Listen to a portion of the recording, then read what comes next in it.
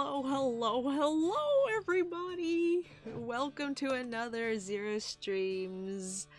And we are finally getting back to another Pokemon family. I feel like it's been forever since we've done one of these. I didn't draw any Pokemon families in December because of Banjo-Kazooie, and then all of this month, I don't know what I've been doing, but this will be our first 2020 family, and great, it's a Surskit. What a great Pokemon. Is Surskit anyone's favorite Pokemon out there? Because if it is, you're valid. It's a cute one, but it doesn't stand out to me. It has a cute voice in the Japanese, I believe, and that's about all I have it has going for it. Surskit's one of those Pokemon. Well, let's get started by reading the I almost said Dex entry, the Wikipedia entry, and maybe we'll think of something. It's just a ball with a bowl cut, a Hoge, and 4 noodle limbs. So Surskit is a pond skater. It has swift swim ability and rain dish. It's about a foot tall, 1 foot 8 inches. That's not bad. That's actually pretty big for a bug. I didn't think it would be that big, to be fair. And it's pretty heavy too, 3 pounds for a bug. Surskit is a blue insectoid Pokemon. There are semicircular pink markings under its dark circular eyes. It has a round body with 4 long skinny legs extending from it. On top of its head is a yellow cap with a single antennae that secretes a thick, sugary syrup? What? Is that why it's yellow? Excuse me? Or sweet scent? The syrup is exuded as a defense mechanism, while the scent can attract prey. This Pokemon can... Wait, how is that a defense mechanism? Oh, I don't want you to eat me, so here, let me make myself syrup covered. So now I'm sweet and delightfully sugary. Interesting approach.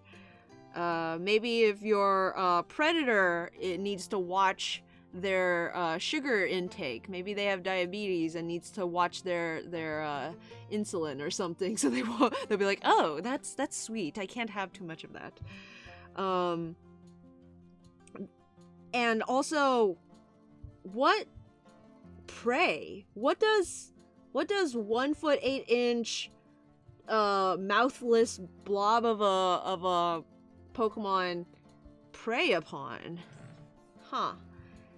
This Pokemon can also secrete oil from the tips of its feet. This Pokemon just gets grosser and grosser the more I learn about it. Secretes oil from the tips of its feet, which enabled it to walk on water as though skating. I guess that makes sense. That has to make sense, because real pond skaters walk around on the water tension because they're so small. But Surskit, being as big and as heavy as it is, I guess would need some other method to skate on ponds. Oh no, am I gonna have to draw backgrounds? Surskit inhabit ponds, rivers, and similar wetlands where it feeds on microscopic aquatic organisms. However, it sometimes appears in puddles after a rainstorm. In its natural habitat, Surskit has been known to compete with Dewpider over food.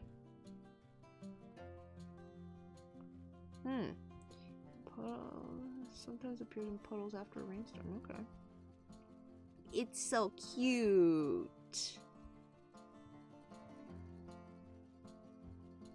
So are those red semicircles supposed to be like false eyes, because I always thought they were just cheeks, but they kind of look like angry eyes here, especially when the actual eyes are closed. Surskit debuted in... Oh, I don't usually read the appearances. Let me go... Surskit really just looks like a child's head. Like, that thing, the antenna and the cap on its head really just make it look like a Japanese preschooler's head.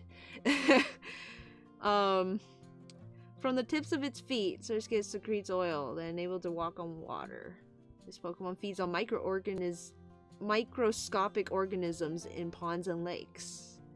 If Surskit senses danger, it secretes a thick, sugary syrup from the tip of its head. There are some Pokemon that love eating the syrup! Yeah! It's like... Your defense mechanism is to make yourself more delicious. I wonder if in the anime, if ever they have, what's that Pokemon called? Heracross? Just like sucking on the tip of a Surskit? Because Ash's Heracross sucked on everything that was sweet. It like found honey jars, syrup on trees.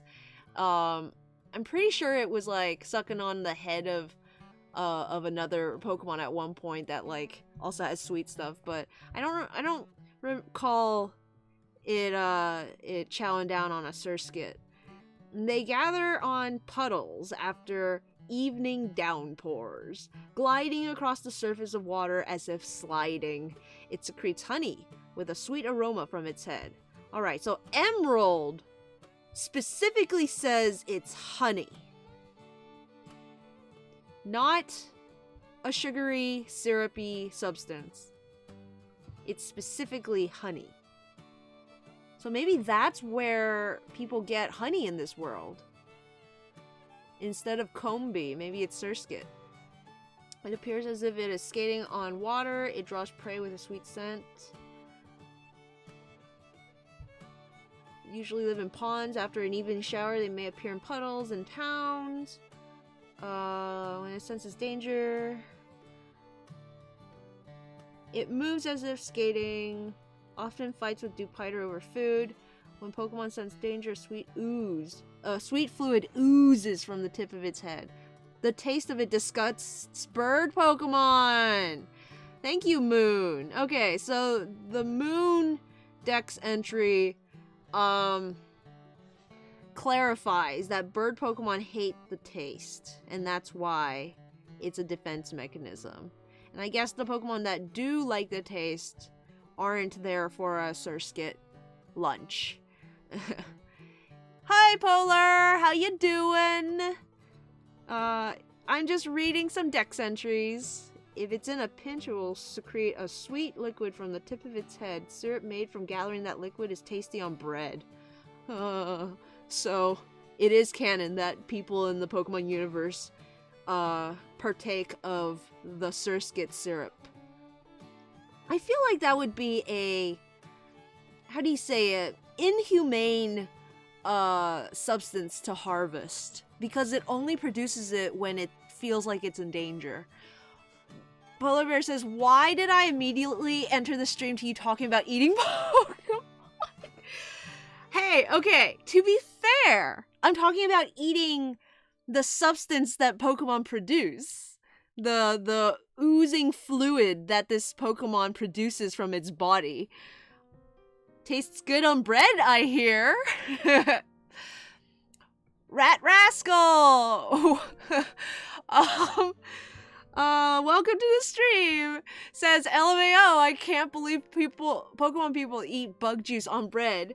It's like, I understand that it's not any worse than us eating bee vomit, but still, the fact that it I'm imagining it directly produces the fluid and you like consume it. At least with honey, there's like the bees, I don't know, like process it. There's a process, and you don't take it directly from the bees. You like harvest it in combs. I don't know. It's just, it's too fantastical. I can't relate. It lives in ponds and marshes that feature lots of plant life. It often fights with Dupiter, whose habitat and diet are similar. Alright, well, Surskit is cute regardless. I'm gonna stick that on the desktop and take a look at actually my least favorite of the two, Masquerain. Of all the Pokemon, I feel like Masquerain is definitely up there on my list of least favorite, and I'm not entirely sure why. It's just not an interesting Pokemon to me, even less than Surskit. And I don't entirely know why. Masquerain is the eyeball Pokemon, already noping at that. I was looking at this earlier, and I kind of noticed that, you know how Surskit looks kind of like a preschooler, like a Japanese preschooler?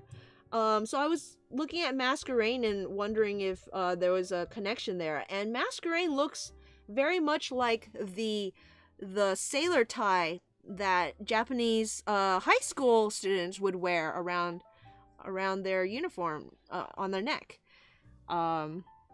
If you've seen Kill la Kill, the one that has the school uniform that has the eyes, it kind of literally looks like that. And then you got the bow on the bottom with the wings there.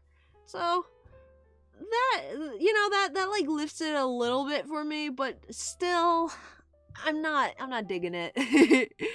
Rat Skull says, at least Surskit has the simplicity for cuteness points. Masquerain doesn't have that. It looks like it wants to speak to the manager. Yeah, it's a little unbalanced. And I've never really been fond of bugs, but we'll see. We'll see what we have to find out about it. It has the Intimidate ability and also Unnerve. I think they want us to think this Pokemon is way scarier than it actually is. I'm also trying to figure out what the face mark may possibly be. Maybe it's like eyes and a nose? Like it's some kind of cat nose and then whiskers? It's another hidden cat, I think. I discovered one hidden cat in Cryogonal's design, and I think I'm discovering another one here. Which, you know, when I squint and think about it like a cat face, I think I can dig it. It's almost like a tiger's face. Let's see. It doesn't get much bigger than Surskit. 2 foot 7 inches, so it doubles in size. Considering it has giant wings now, I'm assuming maybe... Wait, these aren't wings. These are its antenna. Yeah, these down here are the wings. The diamond things are the wings. So these are like fuzzy moth antenna. I kind of like that. Okay. Biology. Masquerain is a light blue Pokemon. No, it's not. It's white. Come on, it's white. I just now realized the wings are transparent. I didn't actually know that. You see how the body is shaded with this light blue color, and then it's like white up here? I thought these parts were just shadows on the wings, but no, you're seeing the wing in the back through the wing in the front. It's translucent.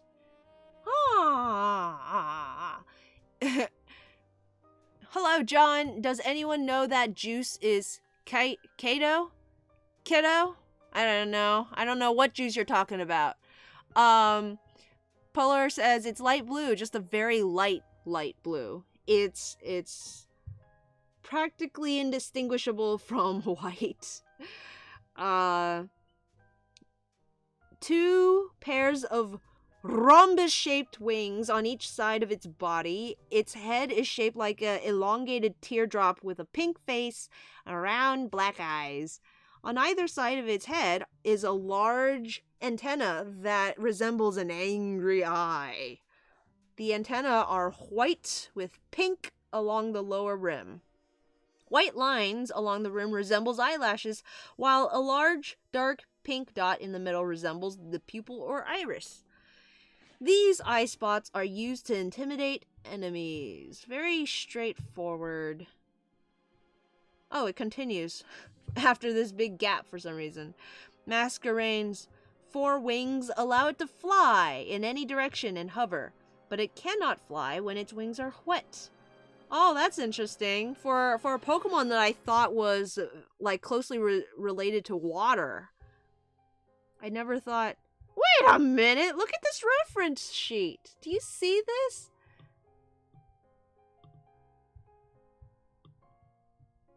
Oops. It's using its wings to stand on water. Why would it do that if it prevents it from flying? Rainy weather.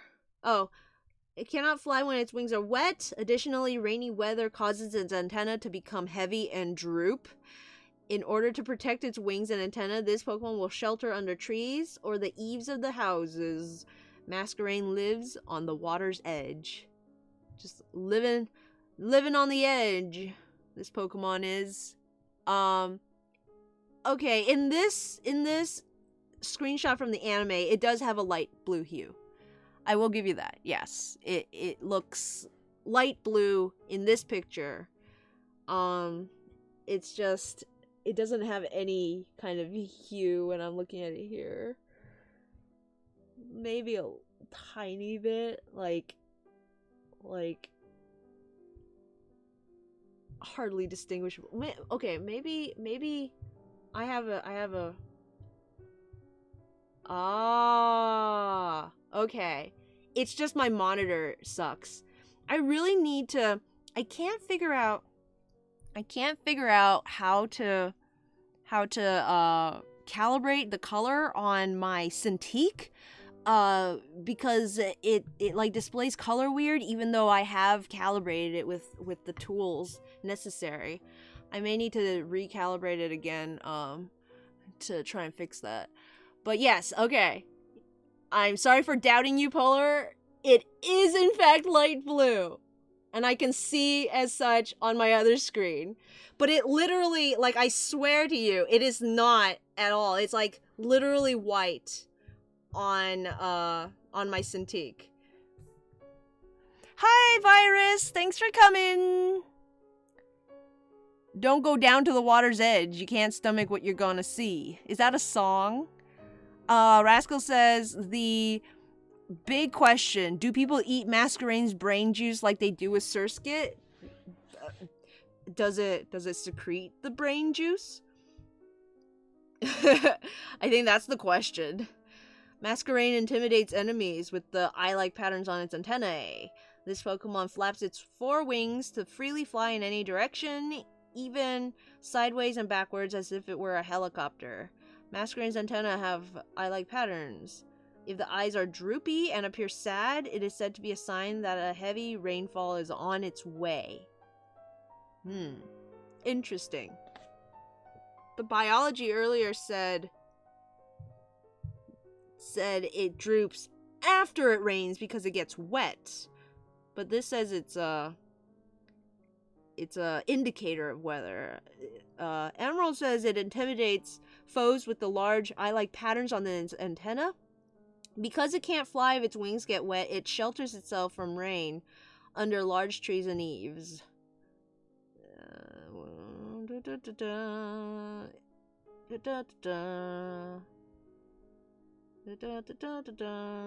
Let's see.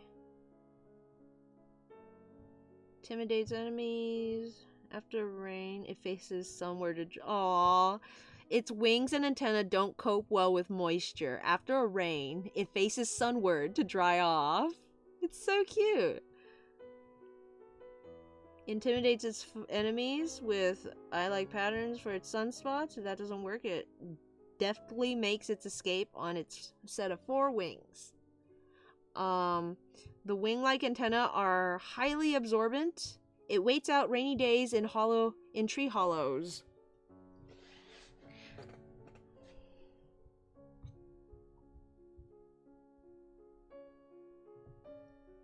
Polar says maybe the moisture in the air before the rain makes them droop. Yeah, I think that's what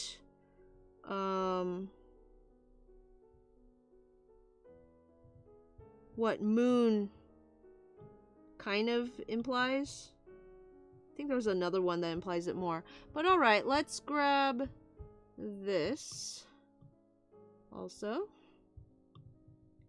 I'm gonna open the two of them. Open with preview.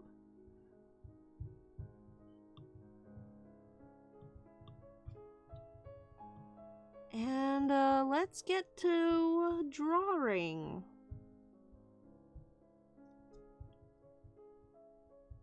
Ooh.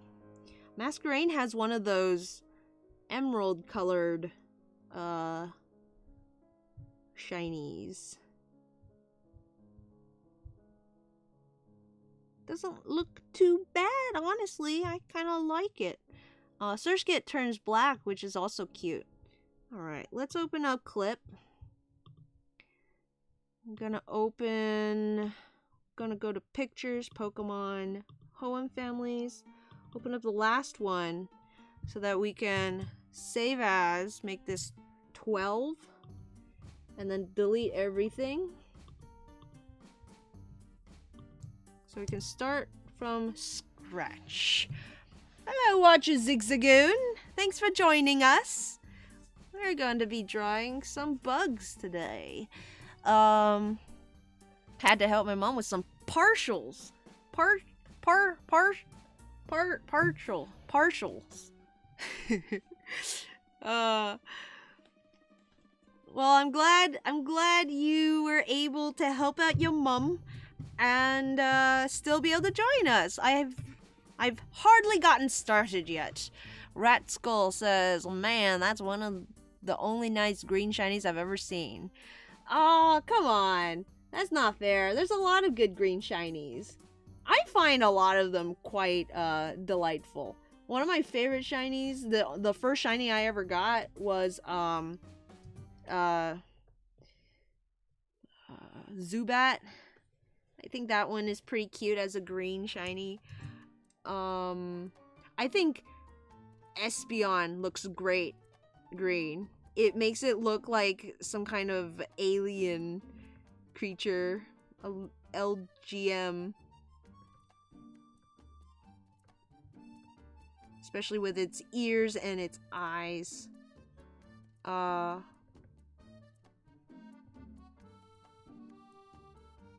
think of any others. Teddy Ursa and Ursaring, I think, turn green. Teddy Ursa looks kind of like a gummy bear.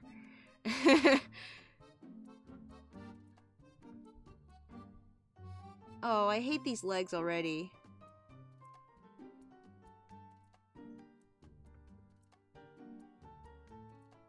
These noodle legs. They're no good.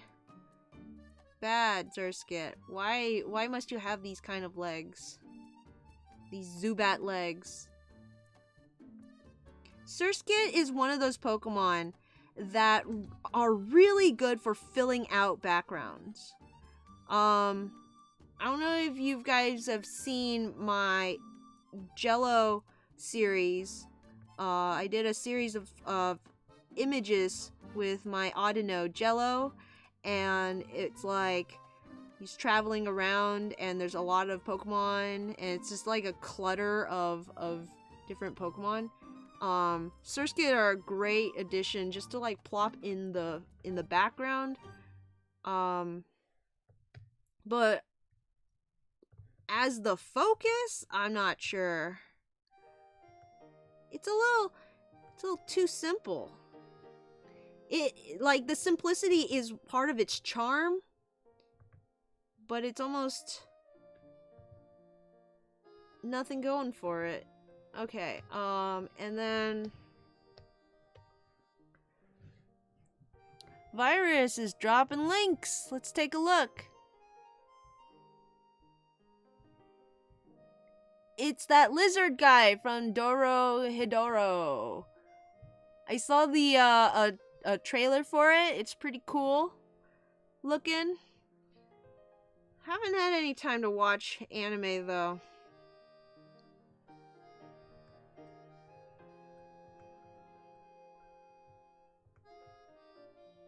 The character design on one of the characters, I think it's the girl, looks very familiar. It looks kind of old-timey.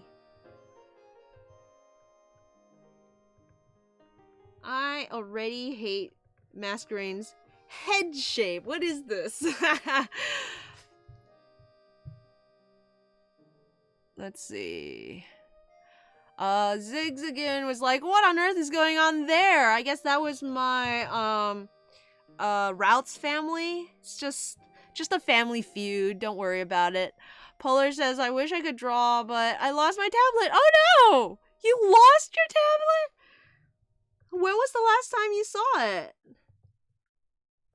Most people lose their tablet pen, but Polar straight up just loses the whole thing.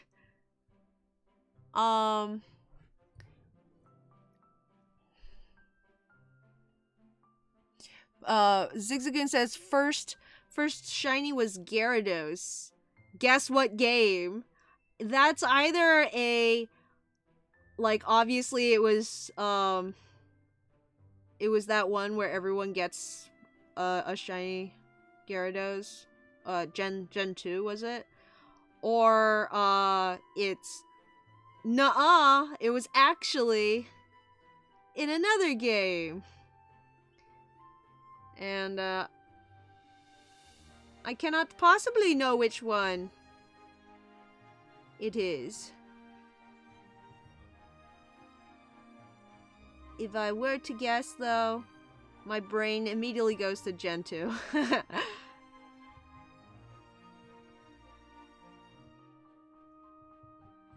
Let's see. Polar says their first shiny was Meryl. Meryl. Does Meryl turn green? I don't think so. I can't remember what Meryl turns.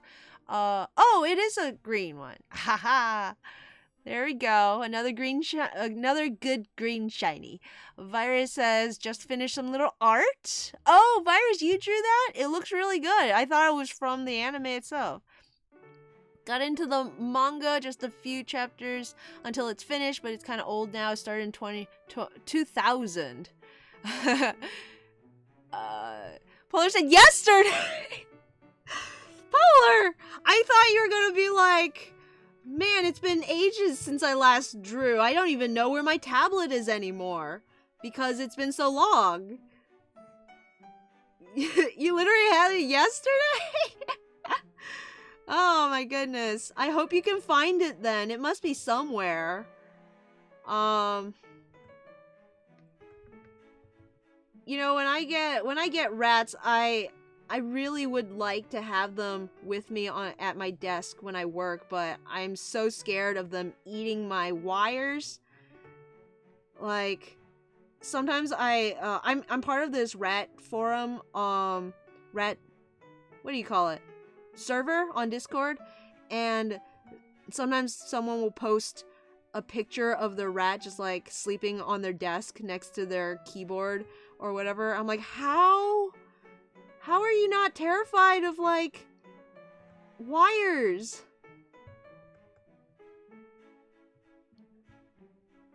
I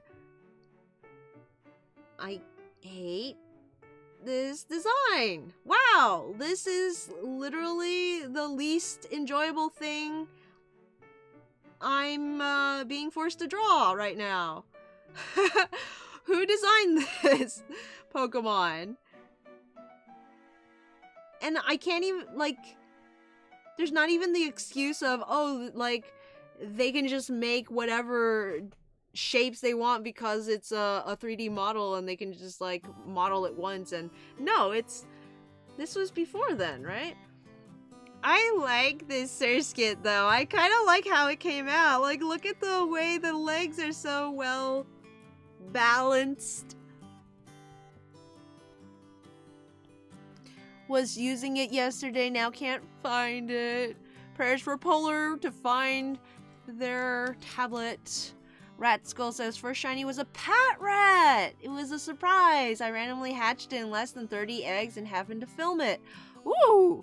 Long story. Wow. Were you specifically trying to hatch a shiny and it was just a surprise that it happened so soon? Or was it like, you were trying to get something else and like a shiny appeared? Pat Rat shiny is kind of similar to just normal Pat Rat, right? But its eyes change color, I believe, which is pretty cool. Meryl's like a soft seafoam green. Polar says, that's why I'm so baffled as to how I lost it. It was literally on my bed 24 hours ago. Maybe your ferret stole it. Virus says, my first shiny was a Psyduck. Searching in Pokemon Diamond while having Pokemon Sapphire borrowed from a friend on the slot 2 from the DS. Psyduck. Is Psyduck also green? Are all shinies just green? I'm just imagining all shinies as green now. The Surskit's very cute. Thank you, Rat Skull.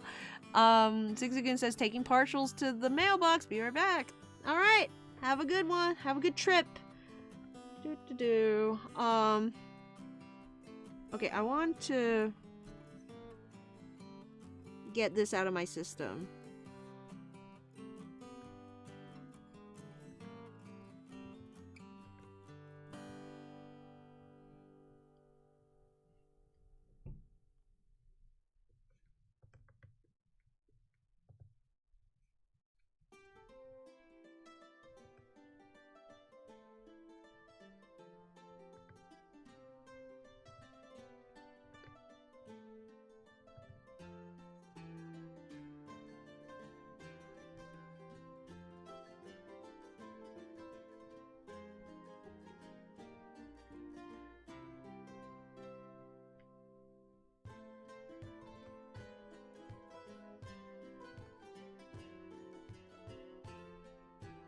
This...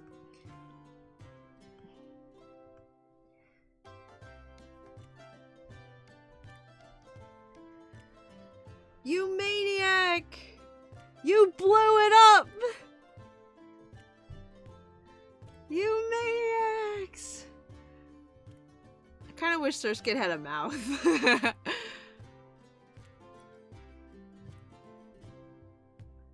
Gotta get this out of my system too.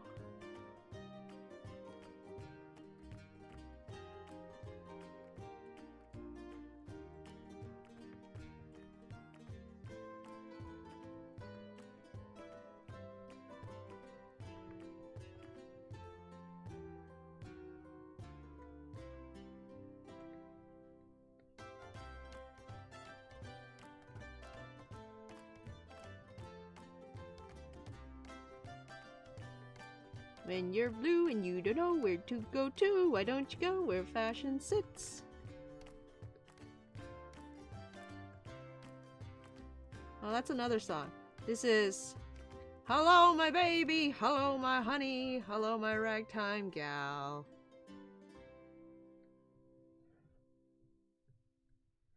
Send me a kiss by wire. Darling, my heart's on fire.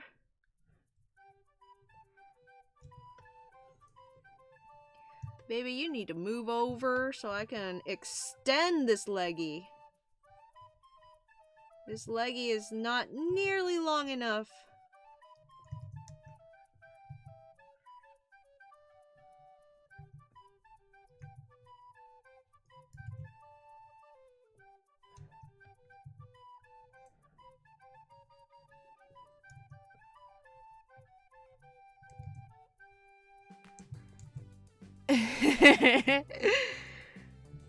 Oh, I just googled it. It's a shiny Pat Rat.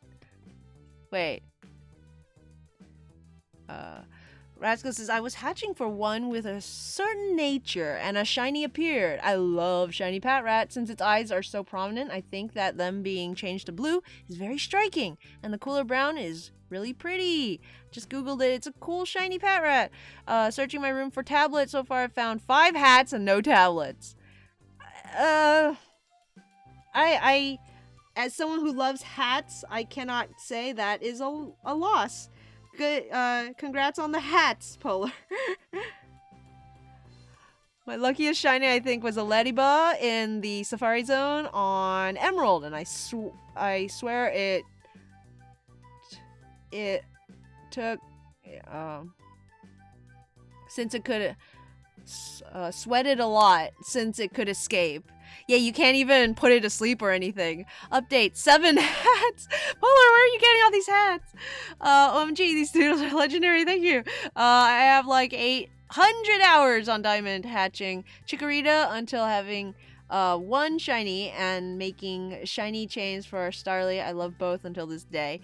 10 hats, no tablet. That's the name of my band. 10 hats, no tablet.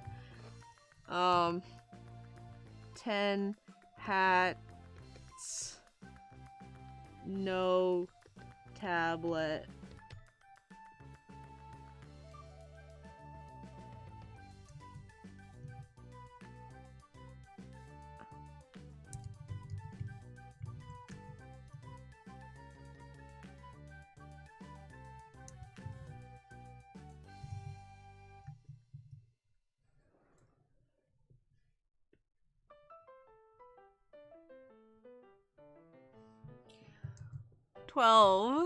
One being my Luigi hat, so I'm slightly less mad now. Yay! Okay, so I don't think I'm gonna go with any of those though. I just had to get those out of my system. Let me draw some Masquerains. I need to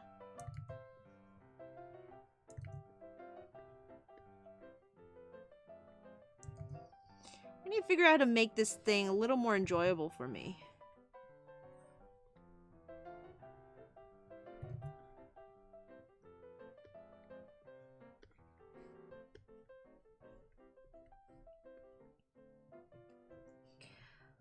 Maybe I'm approaching it wrong. Maybe I should think of it as the cat face first.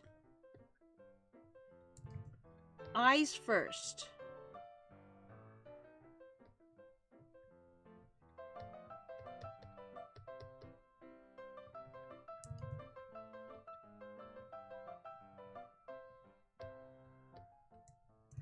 Oh, I think I'm getting somewhere with this head shape right here. Having a little low down gives it almost like a Hollow Knight vibe in the character design. Like, almost like a little gnome creature. A little gnome.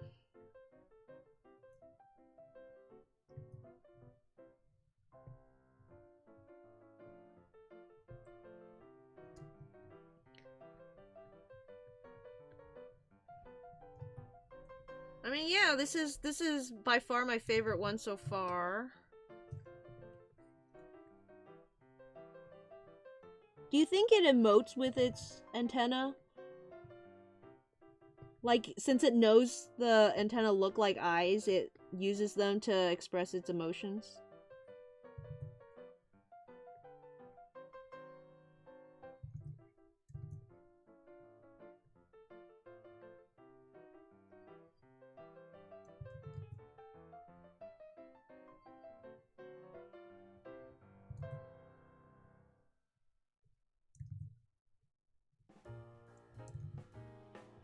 Or it has no control over them and literally just, it only droops when it's wet and it only stands up when it's, and it, like, at any other point. It has no control over whether or not it droops. Or conversely, whenever it droops, it is in fact upset because of the droop. The droop is in fact what upsets it. Okay. So...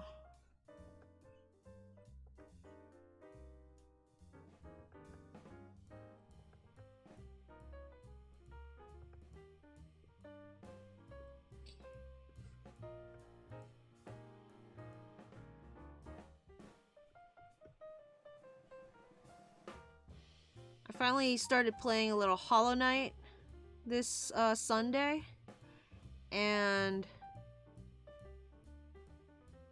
I now get excited when I see benches. Hollow Knight really has this way of like making something as mundane as the benches, because they make it the healing point. I was like, oh, I was playing Pokemon Shield on Sunday after playing Hollow Knight, and I saw a bench in the game, and I like ran over all excited like, oh, a bench, and then I realized it doesn't do anything. You can sit in it, thank goodness, but yeah.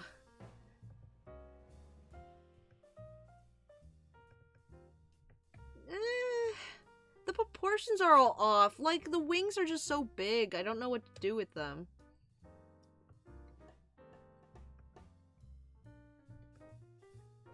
Maybe I'm making the head too big.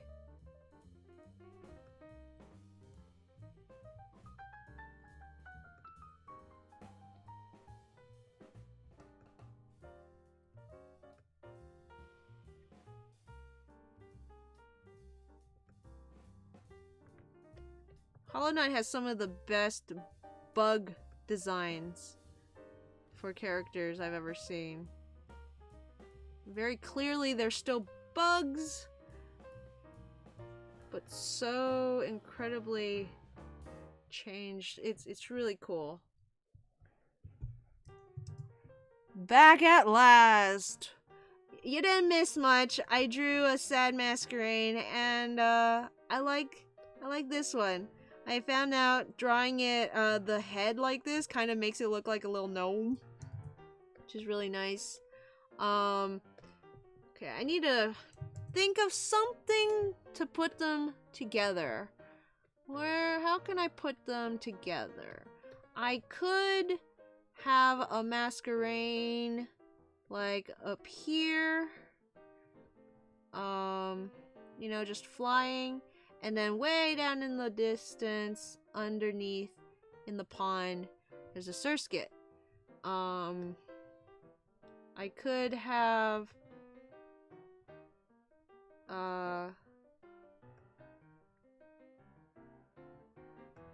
Surskit maybe, like, dripping? I don't know.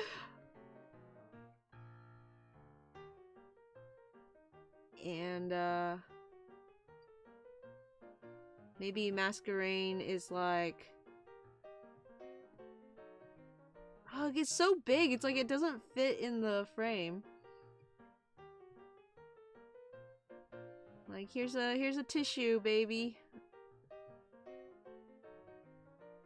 Now, I wonder if that you know, the, what's it called? Concept art of masquerade standing with its wings. Like this. I wonder if that's canon. I can't imagine it is, but it looks kind of interesting. Like a leaf bug, almost.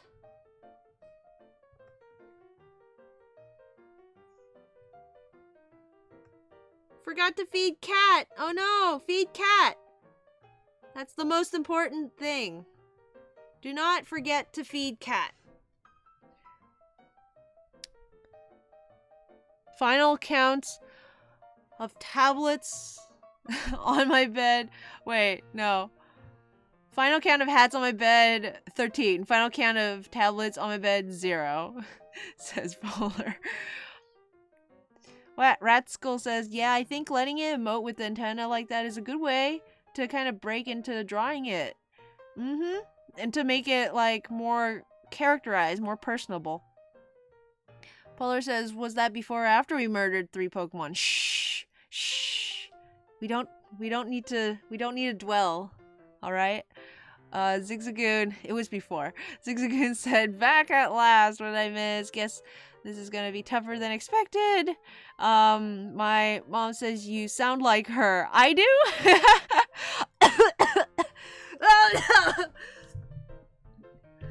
Well, I hope that means your mom sounds lovely, because I hope I'm not, you know, I don't sound like I'm telling you to clean your room or anything. I don't know what moms sound like. What do moms sound like?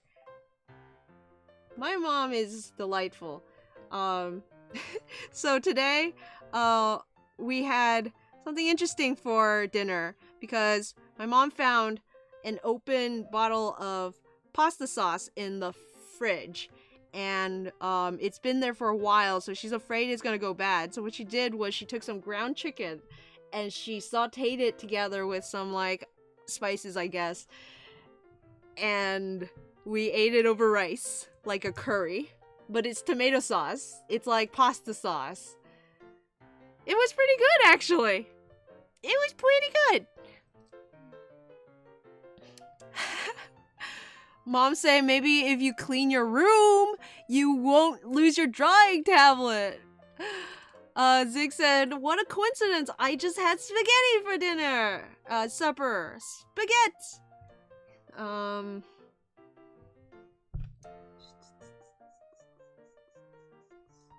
Let me think. Give me a sec. I'm trying to dive into my drawing brain.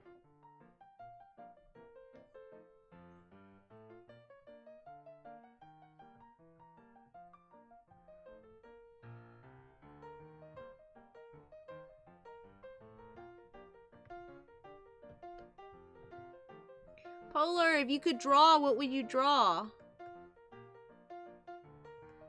If you could find your tablet.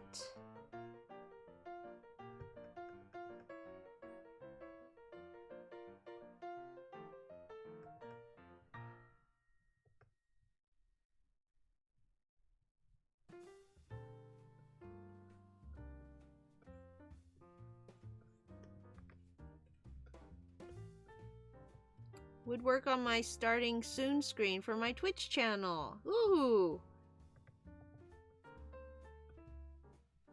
Those are really nice to have. I can't tell you how many times this week. I guess I can. It was twice. Twice this week. All two times that you streamed, Polar. I was on your channel watching highlighted videos when you started streaming, and like I missed the first hour or so of your streams because Twitch just didn't think it needed to alert me at all. Thanks, Twitch. Thanks a whole ton. You're a great service. So having a starting soon screen and starting earlier so that I can post my the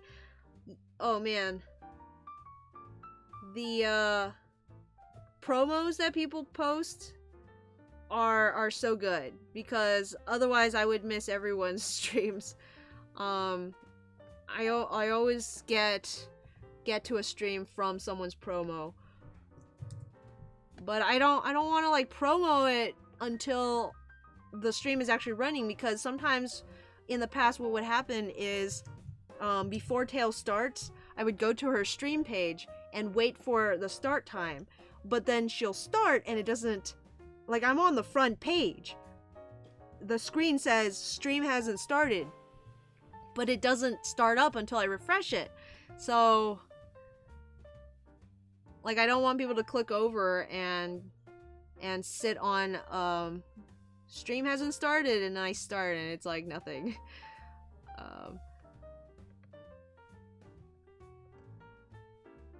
Most important is definitely having a be right back screen, something to put up if you need to leave for a little bit and people don't like show up and like, oh, is the stream frozen?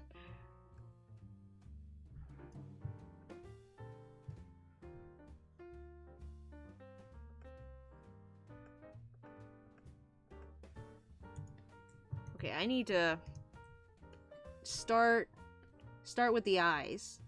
I told myself I would start with the eyes.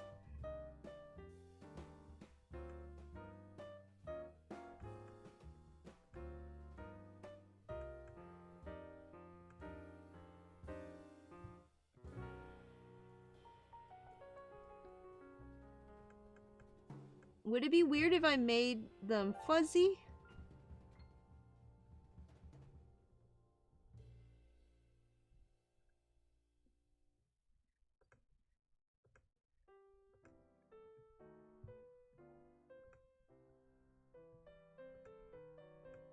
Now they kind of look like owl faces.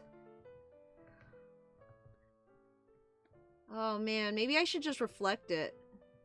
Reflect it over and like have it perfectly symmetrical.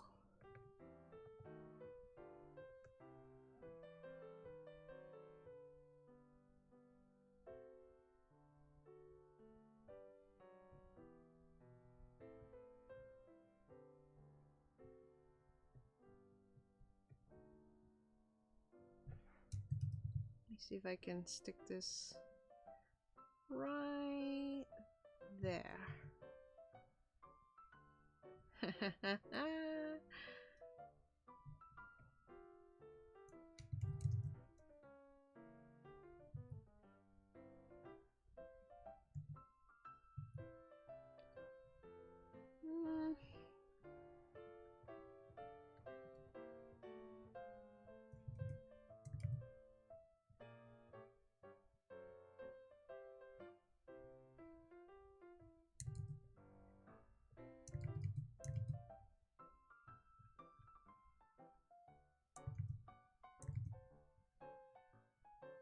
I want to know if the walking on the wings thing is canon or not, because I kind of just want to do this.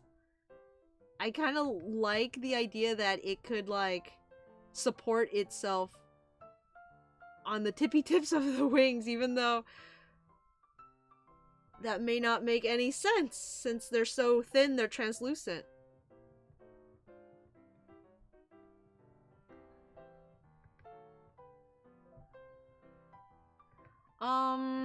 I also feel like the antenna may not go over the head like that. It should be more on the side. So let me see if I can move that over a tad. Maybe down and over. Just like that.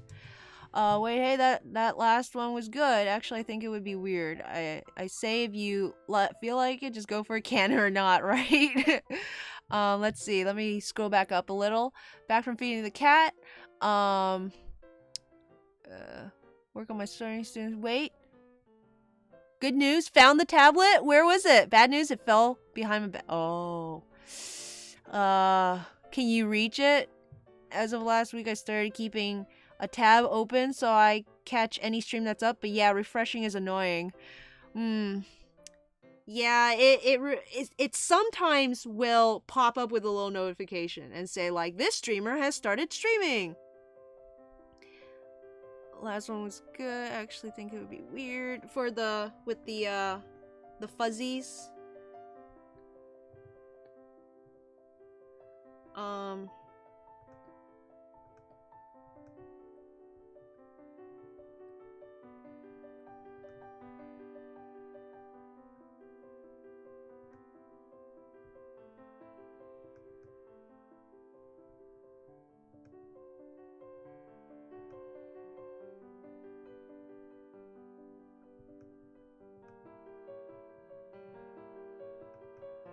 Kind of like the way the legs were in that other one I drew, so I'm gonna try and recreate the sort of balance that it had. I don't think I'm achieving it very well, but that's what I'm going for. Intent and execution are very different things.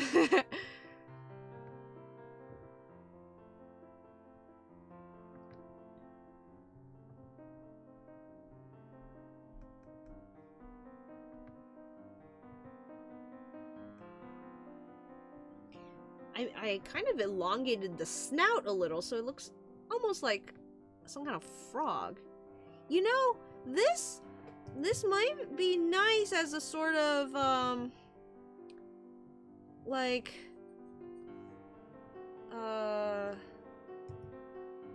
what am I trying to say? like if there's no background, but there's the semblance of a background, like maybe some drips, some raindrops here and there. Just a very misty sort of, I can put some misty paint strokes in the background to make it look like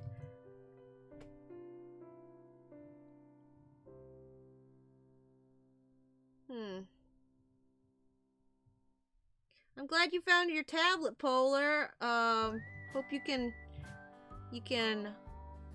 obtain it. Rescue it from the depths.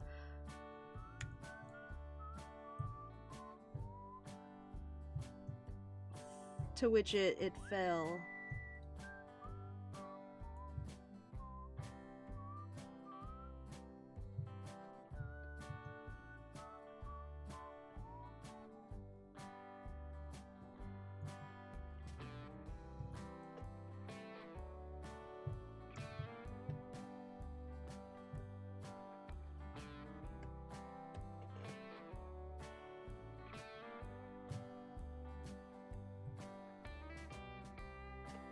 Oh my goodness.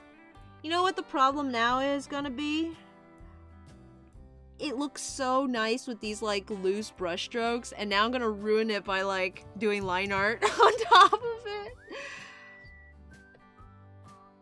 Okay, I'm gonna try and keep it loose. I'm gonna make the paintbrush, the tablet brush, a little bigger so I can't be so precise. And try to keep that energy. I'm gonna try and keep some of that energy. It almost feels like Sumi ink, the way I did the underdrawing.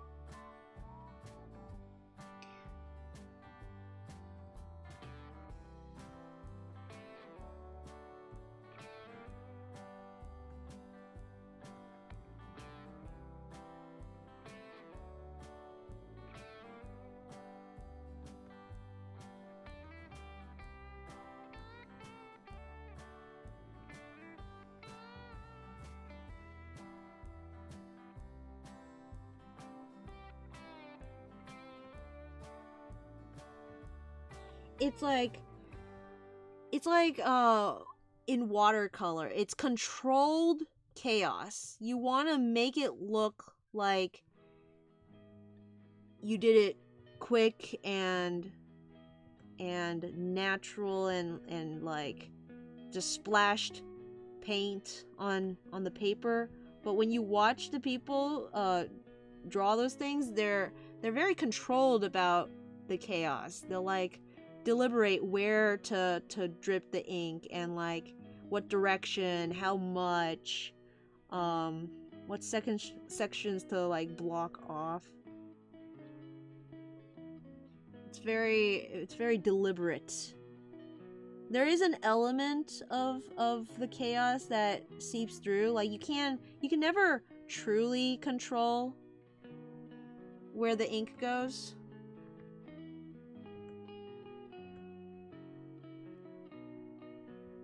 Unfortunately, sometimes when I'm doing line art, it gets too controlled and it loses all of its energy.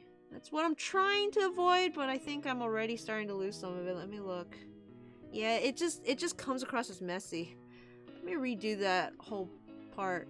The only part I don't like how I did in the underdrawing is this scribbly part right here. That was just a placeholder.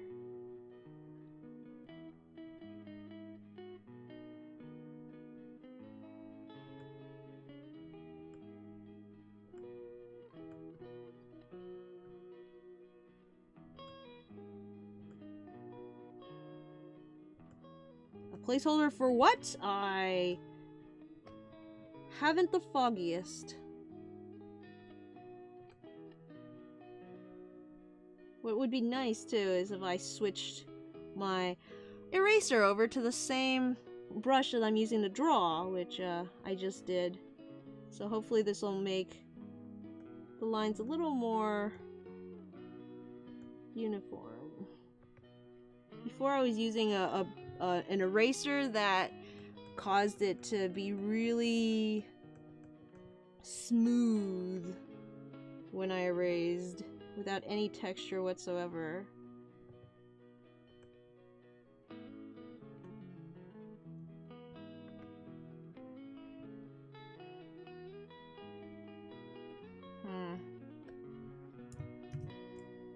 Let's try something else. Instead of redoing it, let me just zoom in and see if I can clean up the mess that I've made here.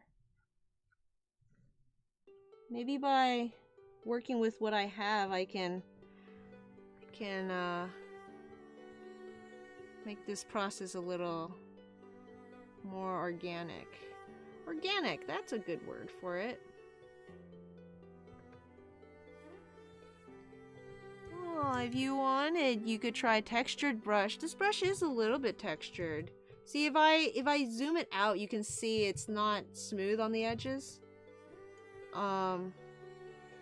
So with this eraser, it matches the edges when I erase, but earlier I was using this brush, which makes it very smooth when you erase it.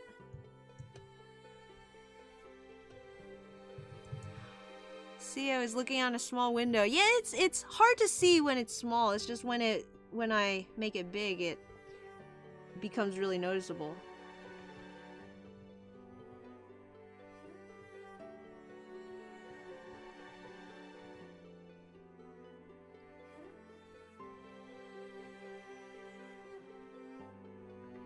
Oops. Way too big.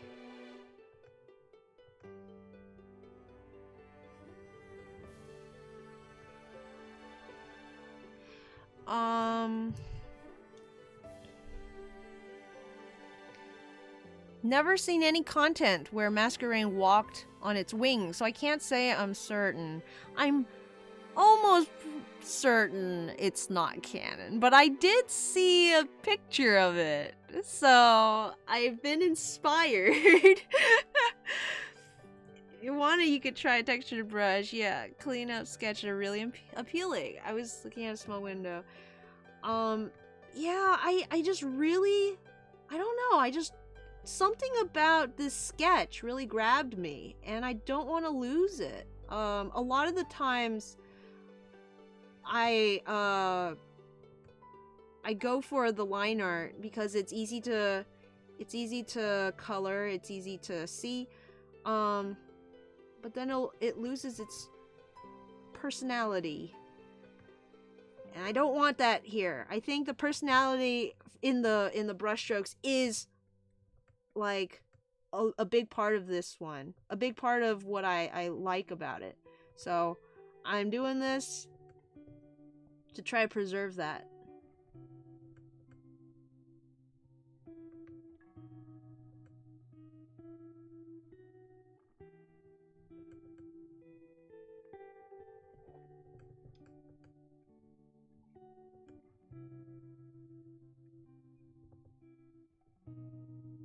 Okay.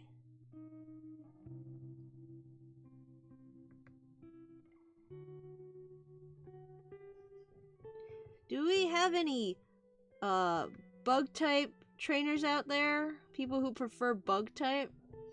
As a person who always since early childhood till now, I've always gotten the fire starter, so to me, bugs were just fodder, essentially.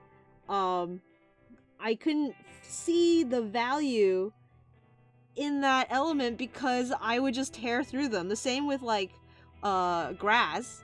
It was just, I see it and my first thought is throw fire on it. The bug types have some really cool designs, and nowadays with like different elemental bugs, you know, with like Joltik, the bugs electric, and Volcarona with bug fire, you got some pretty good variety there.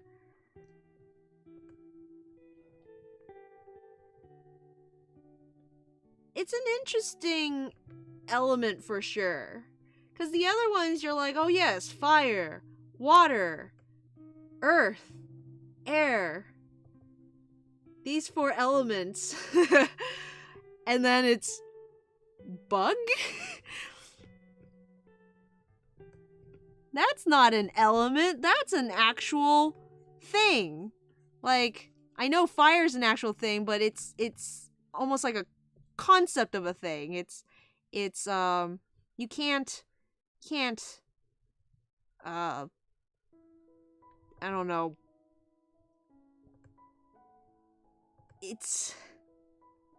I was gonna say, like, you can't contain it, but yes, you can contain it. I was gonna say you can't pet it, but I guess, I don't know, like, if you're strong enough. I was gonna say you can't, it's not alive, but wait, no, fire kind of is alive. What am I trying to say here? Why does fire, water, earth, even earth is kind of weird, you know? It's like dirt as an element. And in Chinese culture, you have dirt, and then you also have metal as like, and you also have, I think, wood. Wood is almost, to me, in the same line as bug, as in, it just seems a little weird to call it an element. I don't know. What is it about fire, earth, water, and air that seem more like elements to me than bug and wood? That's like saying dog is an element. Or like mammal is an element. I guess that's kind of what normal is. Normal's a little bit interesting. When you think about what makes a normal Pokemon normal, it's the fact that it's kind of just... It's kind of just... an animal, I guess. Let me think. Are there normal types that aren't animals?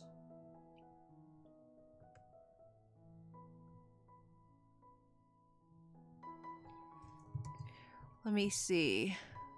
What you guys talking about here? Zigzagoon says, my team in Omega Ruby consists of fire and bug. Blaziken, Masquerain, Dustox, along with Linoon, Mightyena, and Nuzleaf. What about stone and ice? Yeah, like rock versus earth are so similar.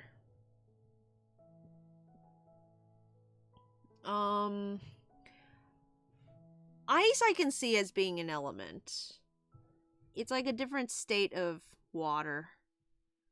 It's like the temperature. Kind of like how fire and electricity are sort of two sides of the energy spectrum. I don't know what I'm talking about. I didn't study physics.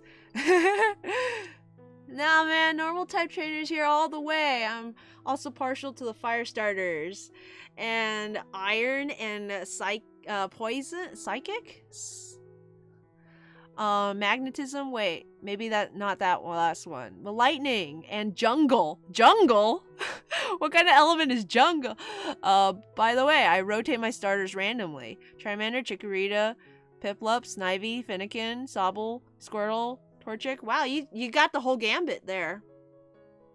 Polar says, I'm back and I got my tablet.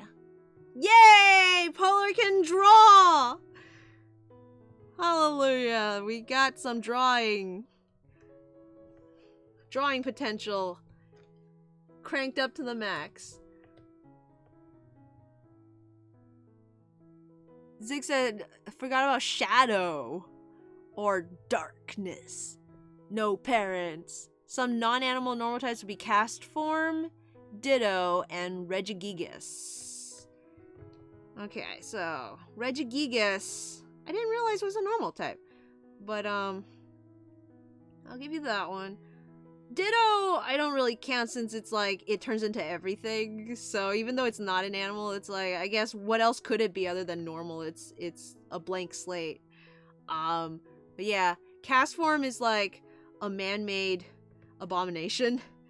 So let's not count that one either. I'm not a big fan of cast form. Have they come out with new cast forms, or has it always been the same? I don't quite recall. I'm gonna get rid of these riplets and I'll add them later.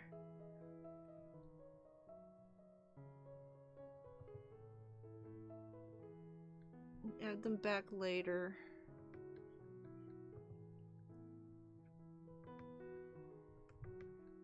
Yeah, I like normal types. I'm not really sure why, like, what's the logic behind choosing normal type? I'm thinking about the odd case of Heliolisk.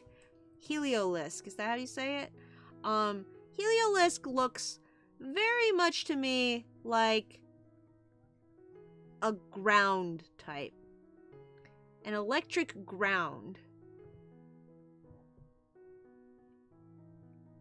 I wonder why they chose to go with normal. Like, what about the normal typing made them think, yes, that's what this Pokemon is. Ah, came back.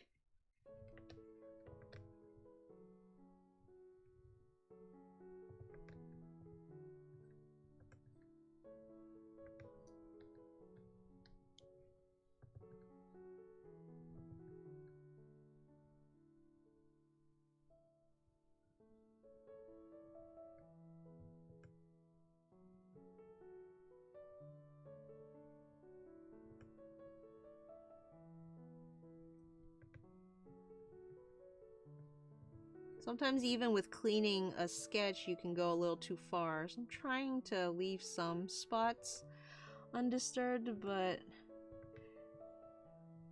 my desire to clean everything is starting to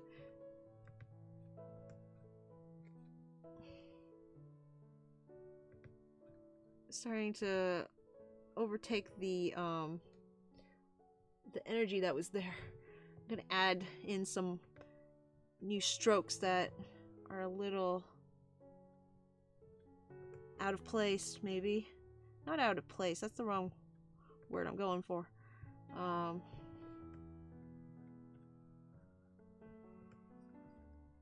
we go.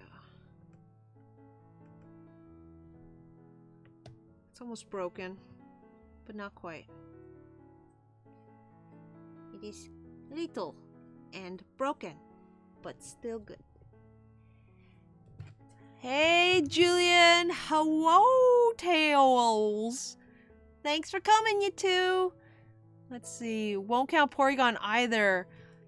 Oh, is Porygon normal? I thought Porygon was psychic! Technically, Squirrel was my secondary starter in X. Oh yeah, X and Y, you get a second starter. I guess technically, even though it's a starter Pokemon, it's not a starter anymore if you don't start with it. Which means any Pokemon could be a starter if you start with it. Normal type is just really strange, lol. I know it exists to be the standard, and I guess they just ascribe it to very vanilla terrestrial designs. Porygon is man-made. Yeah! Porygon! What an odd thing. And then it kind of... But it is psychic, right? It's not normal type? Please tell me it's not normal type. My whole world will be shattered. Not really. I shall live. But I am quite certain about my Gen 1 Pokemon, and But yeah, I usually don't count legendaries either. Legendaries I feel like are a special case scenario in most cases. You know, when they make lists of like, these elements have never been used before except in these instances. Yeah, I don't count megas or legendaries. I want to see the element used properly. I think, was it what was it? Electric Dragon, maybe? Was only seen in Zekrom and what's it called? The Mega Amphros. Okay, let's fix these legs.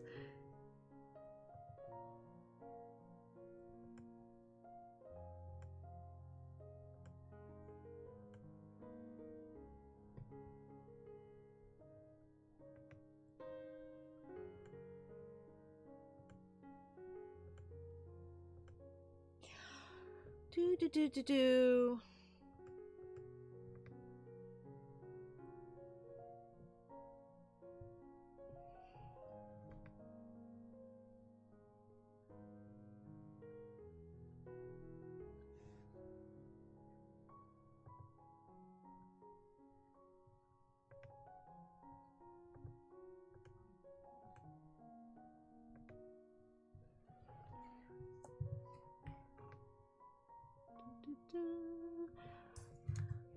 Porygon is... Holy moly! Porygon is normal type? See, that just goes to show how much I paid attention to the man-made Pokemons. Holy moly. I literally, like, if you asked me if I had to take a Pokemon test, I would have said Pokemon was psychic, and if you told me that was wrong, I would have been like, electric? Normal might have been a third guess. Holy moly.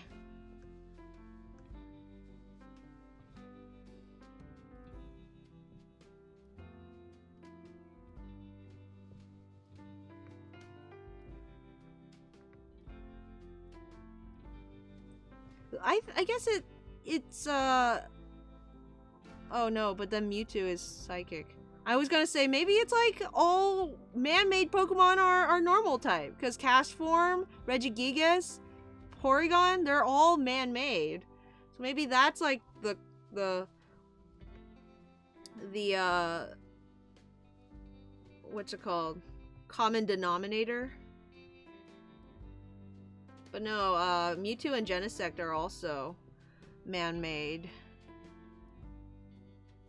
I guess they didn't make Mewtwo from scratch. Maybe that's why.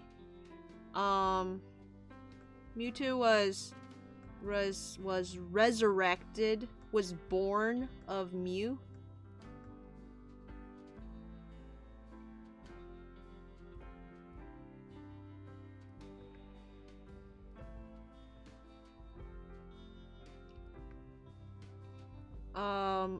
Is Rotom man-made, or does it just really work well with human inventions? It's just like really, really marketable.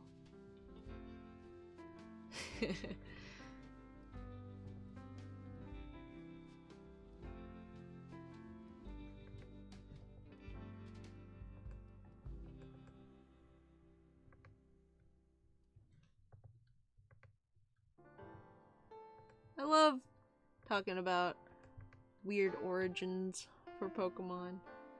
How they fit together in the world.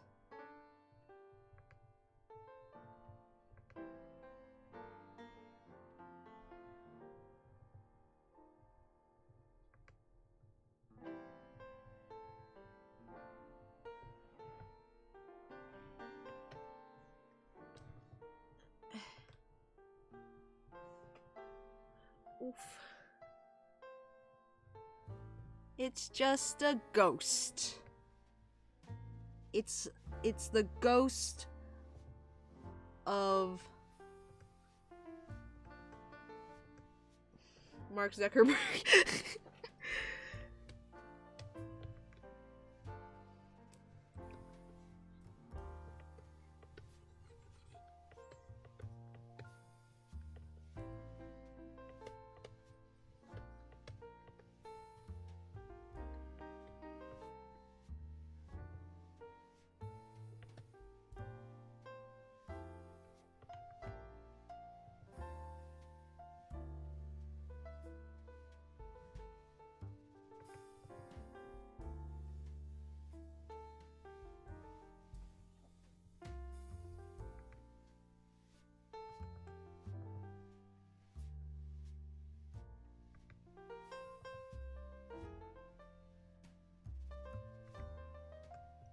Close these up a little.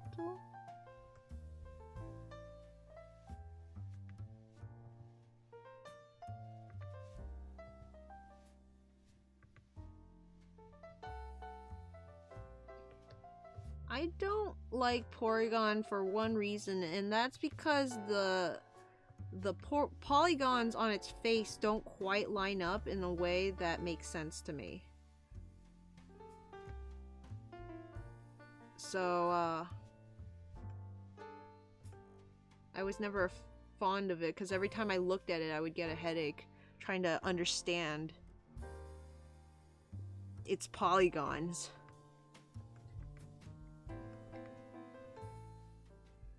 And then, in one of my PMD groups, I did a comic with a Porygon in it and simplified it into this very cute little robot thing. And,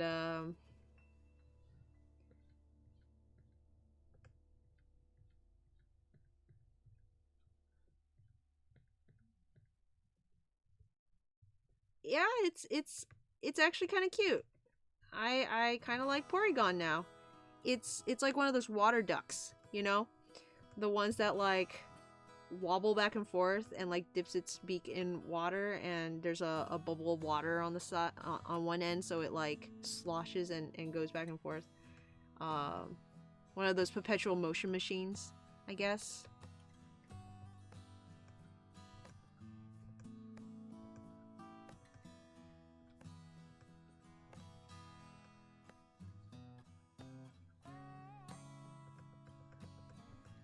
I guess I don't have to make it messy just to be messy, but it looks a little odd that one side is so messy and the other side isn't that much. Let me clean up it a little bit. Let me try to match the shape so it's more symmetrical.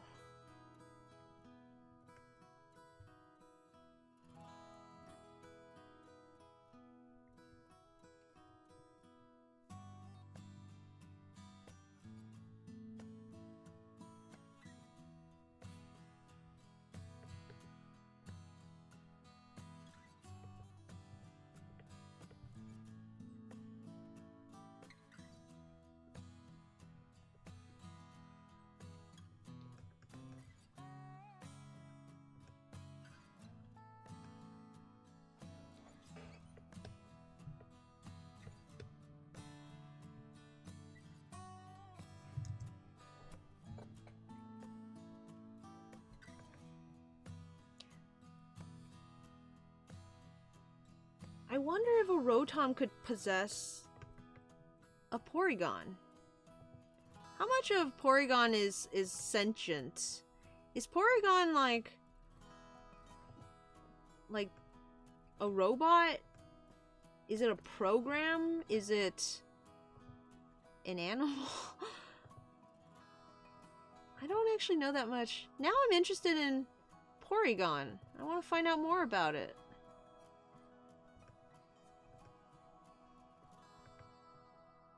The most I ever cared about Porygon was in the Pokemon Snap game. You like shoot a I don't know, was it a pester ball at the wall at some point, and then it like crumbles and a Porygon pops out, and I think it takes you to another area. I don't know. Am I making that up?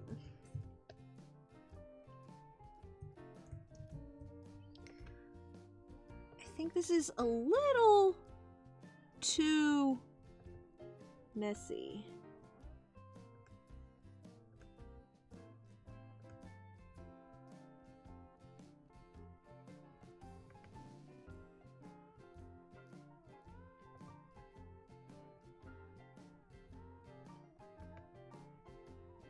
Smooth it out a bit.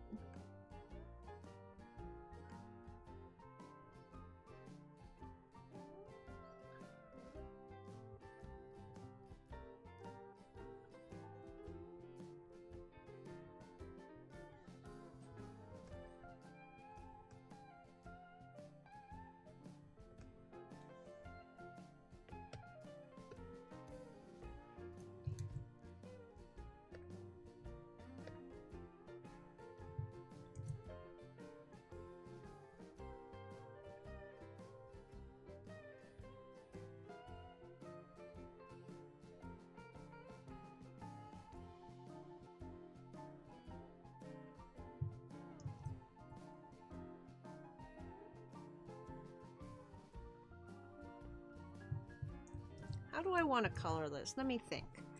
Hold on a sec. Let me think. Let me see.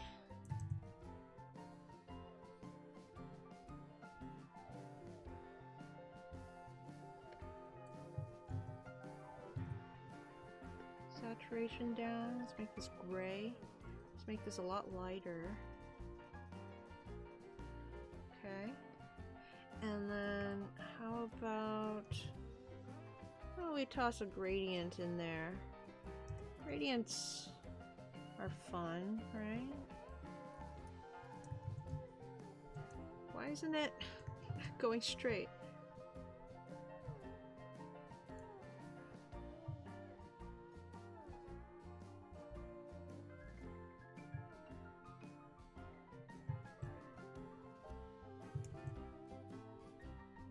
Do I have any shape tools?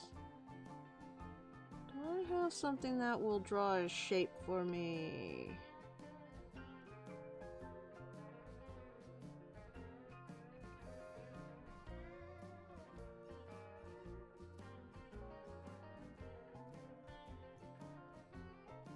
Da-da-dee-dum. Da-da-da-dee-dum.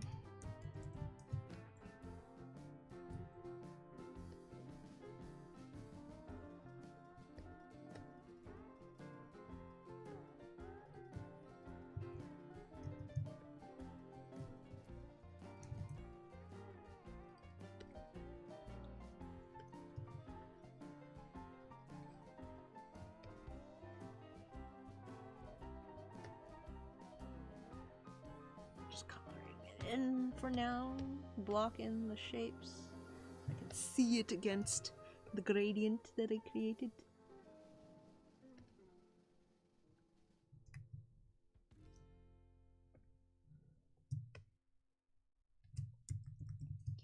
And let's make it darker.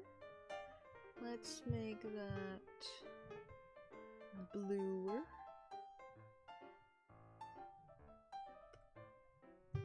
Not that dark.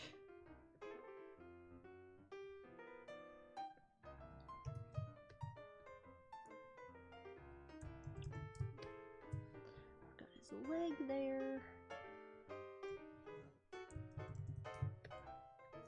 Ironically, Watcher Zigzagoon says, so 2 days back I was caught in a scripted event that I won't mention, but I'm now at a point that takes place 3 days later. Ironically, I procrastinating finishing the game until tomorrow, so I guess 3 days have passed. Oh man. I love when timelines line up like that.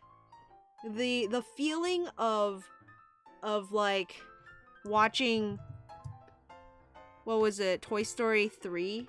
at a point where I would have been Andy when he was playing with Buzz and Woody in Toy Story 1 and 2, and then now, like, in college, watching Andy go to college in Toy Story 3 was a great experience. I don't know how you can recreate feelings like that. Like, I was thinking the other day, if you were in charge of a child and you had to determine how that child consumed media, what would you do? Like schedule regular watch sessions, and like, how do you know when they're ready? You know, like, at what point do you show them Full Metal Alchemist? At what point should they be watching Disney movies? And if you show them Disney movies, should you wait like a year or two in between showing them the next one to simulate when they would be in production? Or do you just like binge all of them? When do you graduate from Disney movies to I don't know, Looney Tunes? And with, like, even with Disney, do you show them all the Disney movies? Do you only show them the good ones? Do you know, like, do you talk with them about it? Like, how old should they be? How much of a viewing experience should just be enjoying the media and letting them go off on their own and like forming their own thoughts about it, and how much of it is talking them through and explaining what everything means, and like, you know, the historical background.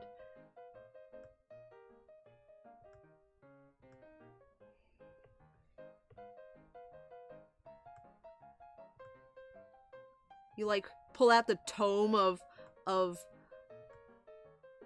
Last Airbender DVDs, and it's like, you are now ready to embark on the most epic journey.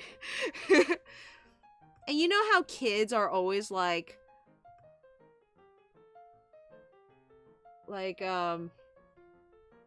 kind of,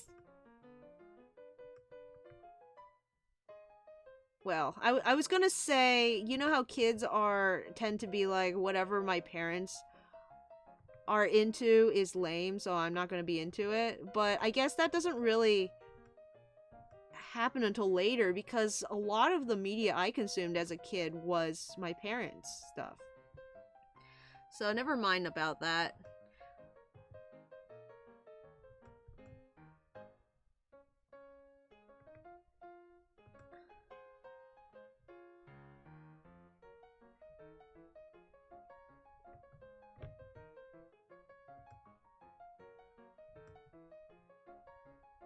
I guess you would have to start with simpler cartoons. I'm a fan of Blue's Clues. I guess I would start with something more along the lines of like Blue's Clues. And there's this Australian show right now called Bluey, which is very cute. About a little dog. I love Kipper the dog. I don't know if that one is like British, but they all have British accents in that one. Kipper the dog would probably go with that one. As a kid, I remember liking Teletubbies. That monstrosity of a show. Would I show them that just because I'm nostalgic for it? Or is that one best left in the vault?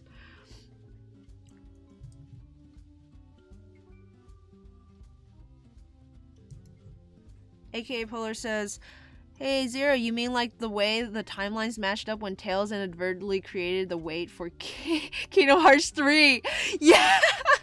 I feel like I need to look up how long, like, they definitely, Kingdom Hearts 3 kids definitely had to wait way longer than I did, but it was a similar situation that happened when Tails played through all of the Kingdom Hearts. It was like Well, I remember at one time I watched a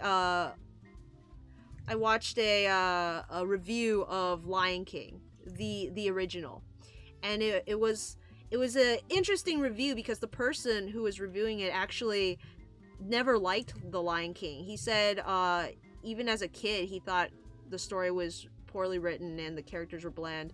So he was doing a review of it, and he was pointing fun of the part where Simba and Nala are like arguing. Nala's like, "You should go back," and he's like, "Hakuna Matata," and the reviewer's like, "I feel like I'm watching a 6-month relationship play out in like 6 minutes." It's like, what happened to us, Nala? Why can't we go back to the way we were 5 seconds ago? I feel like that's like kind of what I got from Tails' Kingdom Hearts streams. It's like, it's the same, but sped up. I went through all of the Kingdom Hearts games in roughly, just double time of how they would have come out, and then we also went through the wait in double time. But that's just so funny how that worked out. We were joking about that before we finished. We're like, what if it comes out and then you go on hiatus and like make us wait? And then that's what happened. I guess we didn't knock on enough wood when we said that. John says if they're old enough to have a pet, they're old enough to watch FMA. Tail says I still love how the wait for KH3 worked out. Polar says I consumed Metal Gear Solid when I was 6, and now I'm a communist. Zig said not in my book. I'd save FMA for when they're 14. If you ask me, I don't think they're ready for a pet until they're like 14.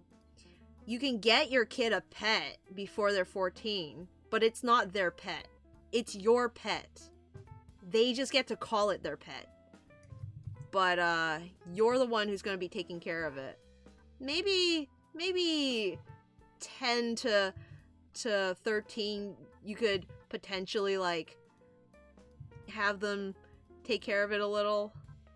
But the responsibility is yours, You're the one who's going to have to take it to the vet if it's sick, and you're the one who's going to have to buy the food and, the litter and whatnot, whatever else the pet needs.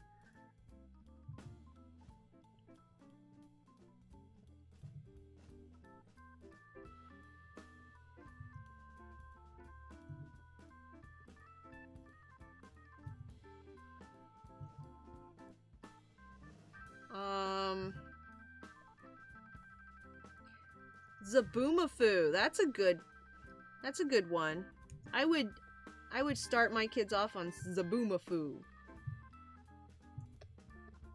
Make them like animals.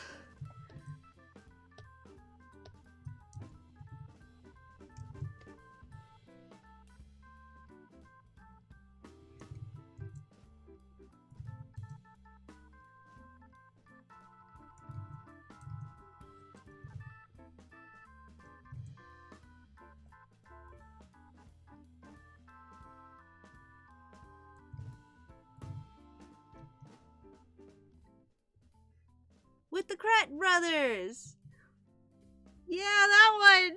I love Zaboomafoo. Do you remember when Zabu would come in and he would have seen something weird and he would like describe it, and this like ball of clay would fall down and like transform into the animal slowly as he describes it, and I loved guessing what it was gonna be. Trying to guess. What was it like? What can it be? This animal that I did see.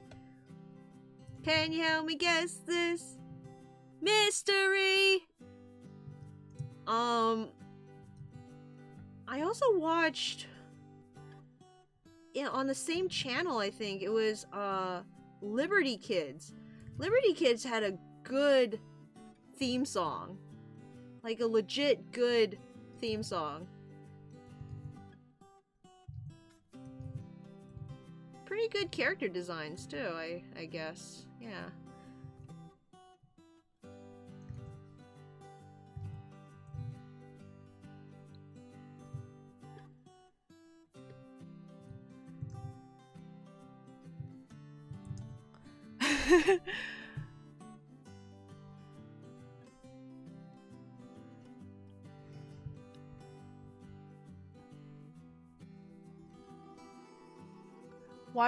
I used to play a computer game called Journeyman Project 3 Legacy of Time.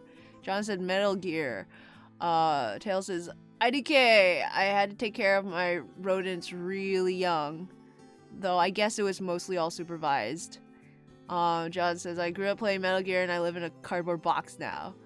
Tails is like, oh, you mean buying stuff? Yeah, and even doing research to know how to take care of it. I didn't do that for my animals. I barely even walked the dog ever, you know? And if I did, it was because my parents reminded me to, or like told me to. I never had a small animal that was like I feel like a rodent is a little more like a child animal in that parents don't tend to like them, and so they'll not want to take care of it in the same way that, you know, a kid would be like, oh cool, a rat, a mouse. But even then, it's like, if you're getting your kid a rat and just being like, it's all you, kid, it's all you gotta find out what it needs, and like you gotta be its sole provider, and you know, you're just wash your hands of the creature. Please don't do that. like no. Just because it's a little animal doesn't mean it deserves any less attention. But the sad thing is, a lot of parents will be like, oh, it's just a rat. If it gets sick, I'm not taking it to the vet. You know, it's only gonna live like 2 to 3 years anyways. My mom had a betta fish, and she would just keep it in this tiny little bowl. And it's just like, for a lot of parents, those smaller animals are just decoration. They never really become part of the family.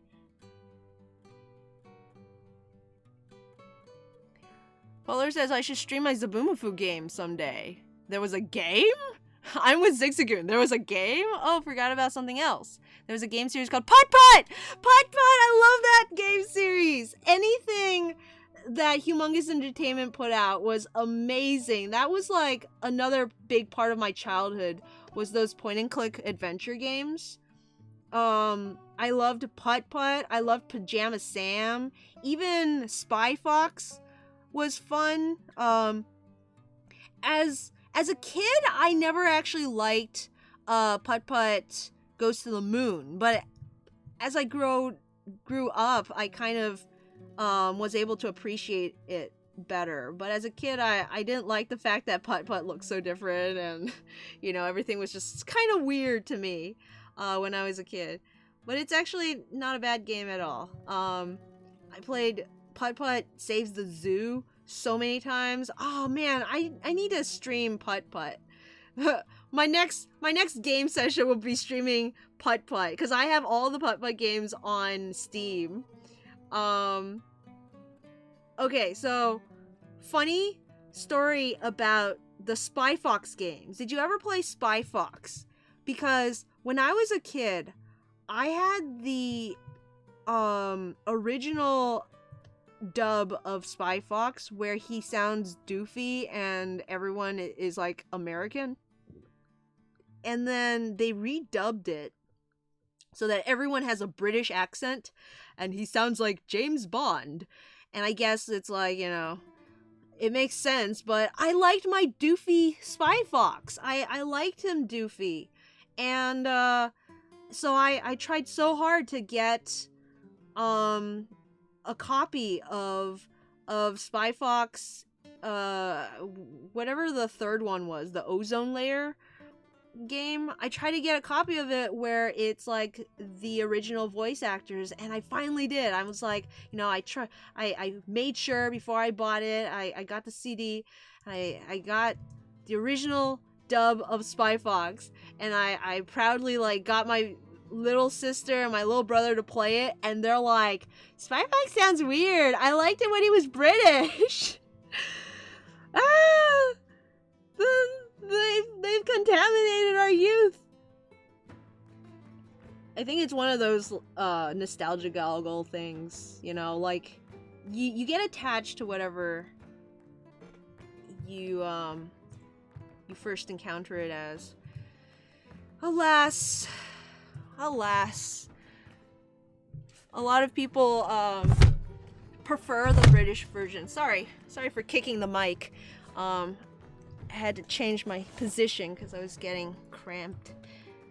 But yeah, I don't know. For some reason, I love the doofy English version, the non-British one, and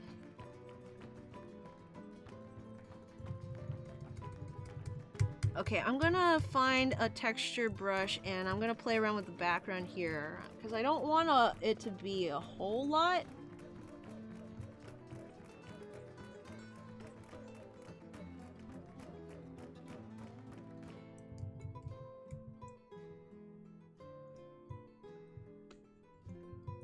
That's not it. That's not it. I need something that drags. Something that pulls color. Maybe one of the oil. No, that's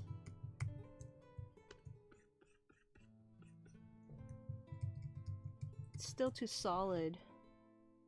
Maybe the marker, flat marker.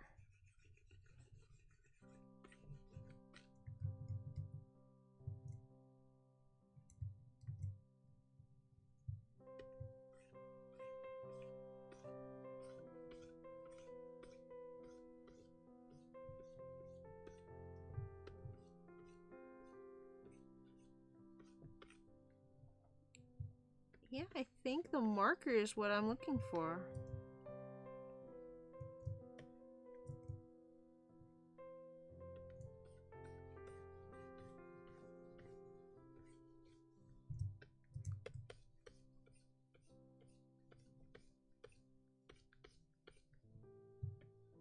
You probably can't even see anything. Just putting in a tiny bit.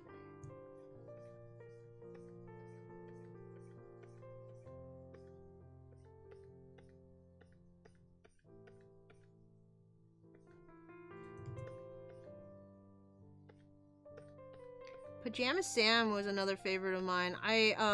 There's actually a fourth game that they made, and I'm not a fan of it because the voice actor changed so drastically. It's possible that between 1 and 2 and 3 there may have been a voice actor change, but he sounds pretty much the same to me. I can't tell if they did change it. So they did a good job there. But from 3 to 4, it was such a long time span. I guess I don't know, they forgot what he was supposed to sound like, but he sounds so different. The game itself was okay, I guess. But Pajama Sam, the first one is so good, and then I played the third one a lot because I just like food-themed stuff. You give me a world that's like food-themed, and I'm all into it.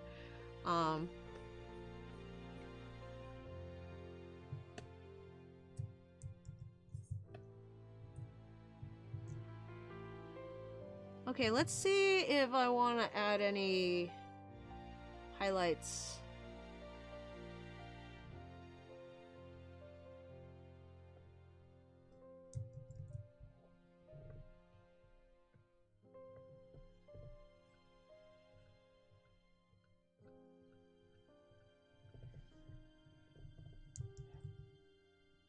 Yeah, that looks nice.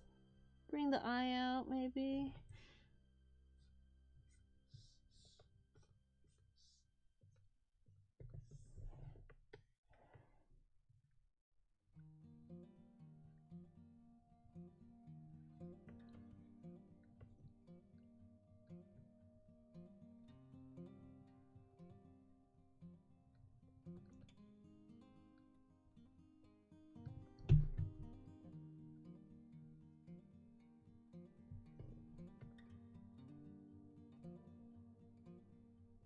You know what I would also play a lot of? The, uh,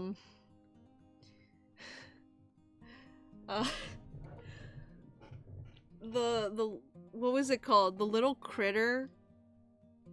There was a Little Critter game where, do you know Little Critter? He's like a little porcupine kid. And it's like, me and my mom. And it was him and his mom, and they went to the city.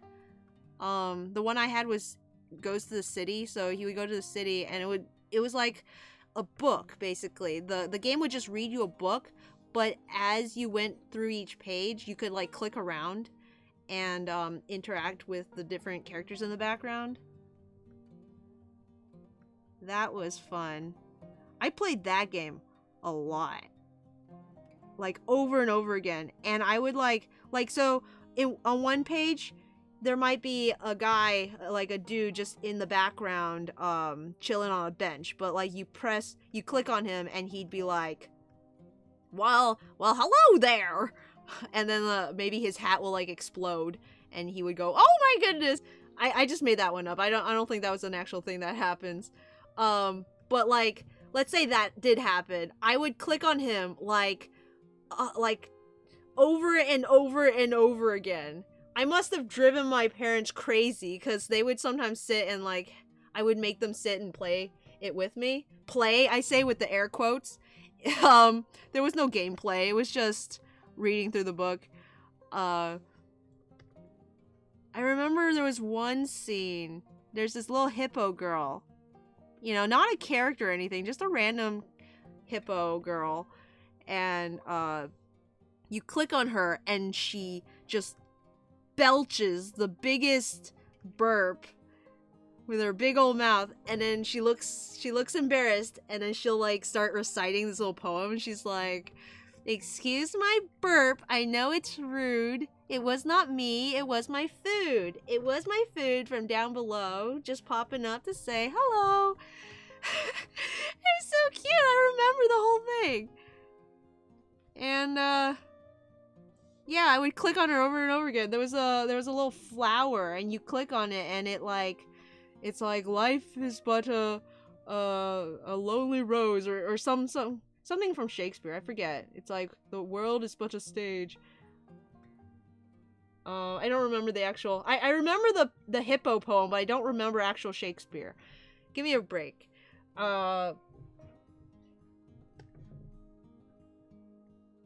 But yeah, that game was fun.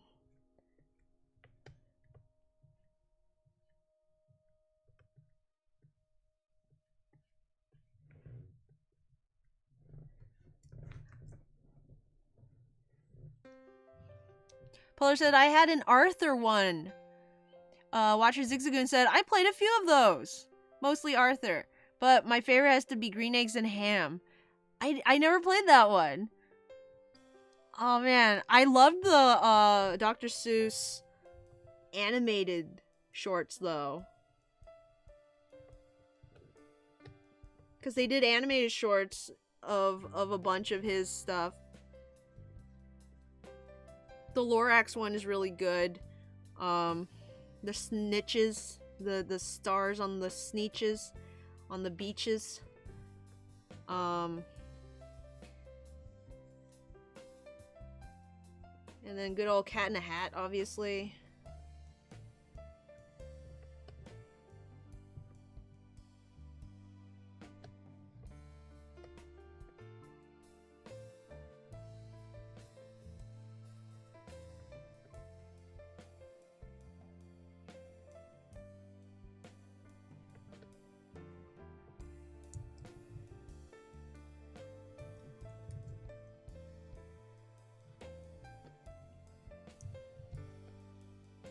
Okay.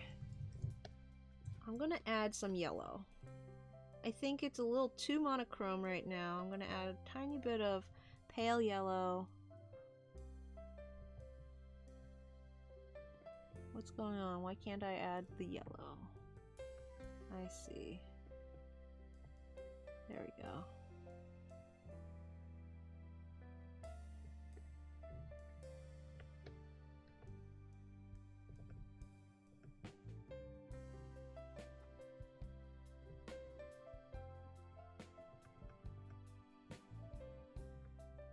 I didn't know the Dr. Seuss ones had games like that. I had a game called Little Monster Private Eye, and it was basically the what word am I trying to say? Exact same. Oh my goodness. It was the exact same play style as the little monster, the little critter one, Goes to the City, except it was a different character, and it was like a mystery, I guess, even though it was just a book. And as you played through, you actually kind of had to try and find the clues and stuff, and by the end you had to make a choice, and you couldn't lose per se. You the game will just let you try and try again until you actually get the right killer. Not killer. Why did I say killer? The right suspect of the crime. So you could try and try again, but if you get all the clues, you can actually match the profile of the character that did the crime and like figure it out, and makes you feel really smart if you get it right. It was pretty cool because I didn't know anything about Little Monster prior to playing the game. I don't know if he's like a character from some like show or some other book series, but essentially all the suspects of the crime are Little Monster's friends, and they're a great cast of characters. Design wise, it's like, they all look unique, and then as you play the game, you find out more about each one, like what his favorite comic book is, what his favorite flavor snack is, and the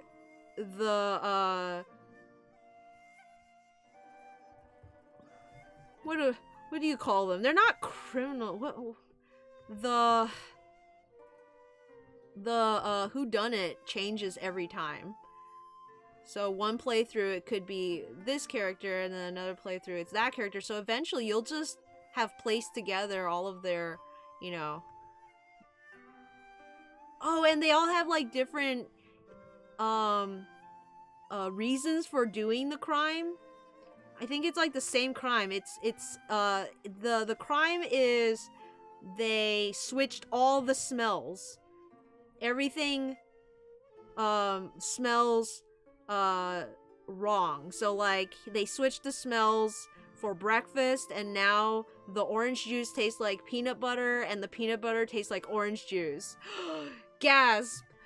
What a travesty. We must get to the bottom of this. And Little Monster, like, it acts like a professional detective, and the characters treat him like a professional detective, like he works for the law or something, but he's literally just another kid. Like, they were all at the same... The reason all your friends are the suspects is they were all at the same sleepover together.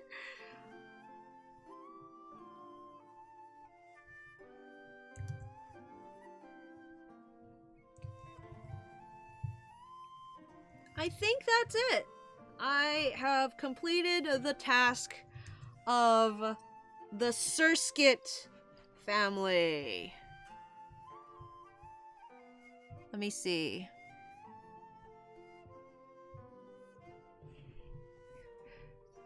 I played a point and click game based on operation. You just click germs in weird scenarios. Killer Zero, I think you've been watching too much Danganronpa. Yeah, I mean, that's kind of why I ask if the suspect changes every time, because I didn't know what the premise of the game was when I first came in. I didn't realize it was a linear story. So I thought it's one of those, like, I kind of had the idea that it was a single court case. The classroom court that you did. I thought it was like one of that, and that was the game. And then you had to like pick which one of them did the killing, and so like it would change every time. but it turns out you just keep going until everyone's dead. Zigzagoon says, or Sherlock. Oh yes, I remember Operation and Battleship. Suspects, 3rd floor. Whoops, sorry, wrong chat. How does that work? What, the smell thing or being in the wrong chat? Discord unknown. Didn't know what to draw today, and hey, it's the year of the rat, so take this pick of Fire Dog. Oh my goodness! Oh, that's so good! Oh my goodness, I love it! Rat Skull! That's so good. Can I put it on my website? Thank you so much! It's Fire Dog!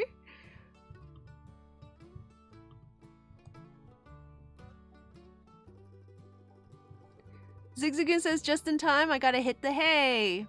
The smell thing. I have no idea.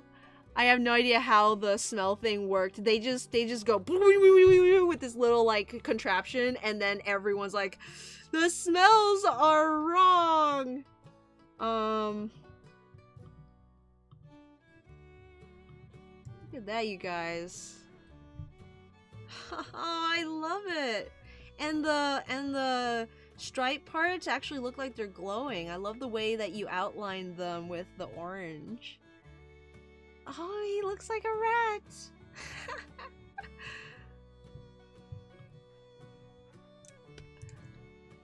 Tails says it's so cool. Yeah. Fresco, do you have a DeviantArt that we can follow you at? Since we're all done here, let's draw some random Pokemon. How about that? Why don't you, put your favorite bug Pokemon in the chat? And while you do that, I'm gonna see if it looks if this looks any better with, a little more saturation.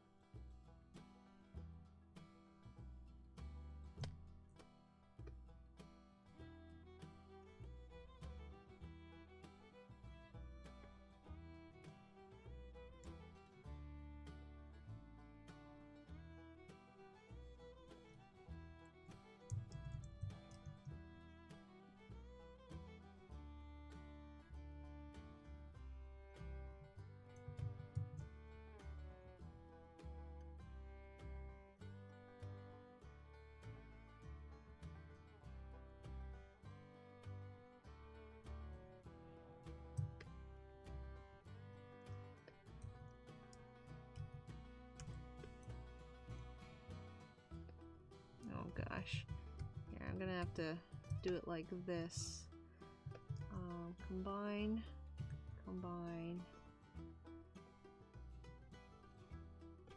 Combine.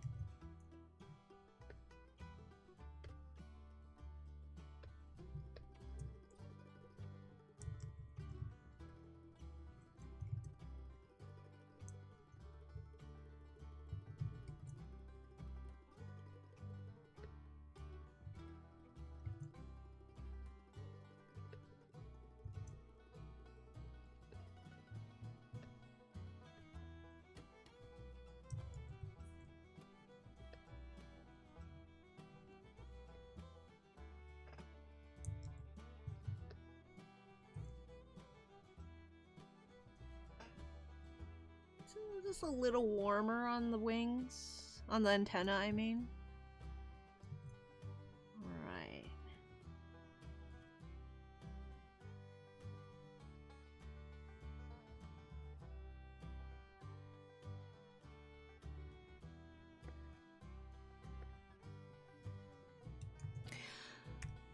Venomoth, eh?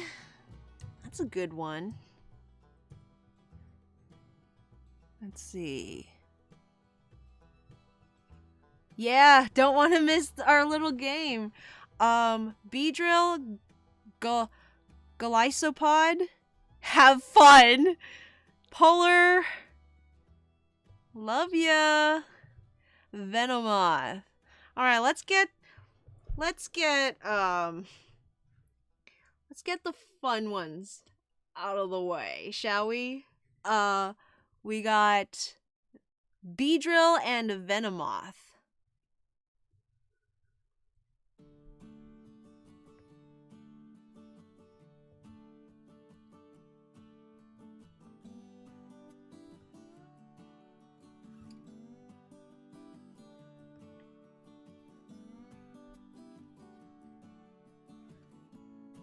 "'Tis not just birds that live in trees, and not just bees that buzz." You know, after finding out that Game Freak probably does not know what a mouse is, I think it's safe to say they also don't know what bees are, because Beedrill is very clearly a wasp, you know?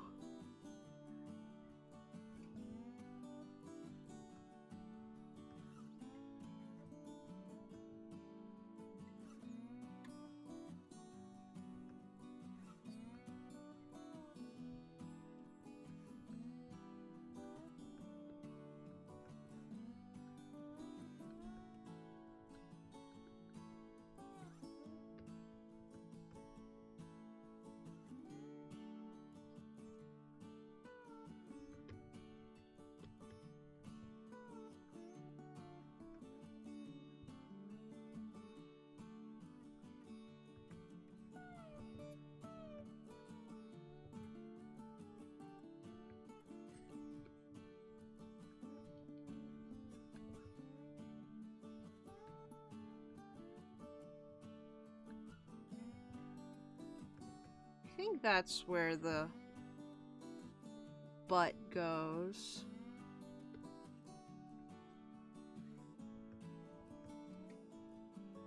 And then he's got these giant stingers. These drills that pierce the heavens.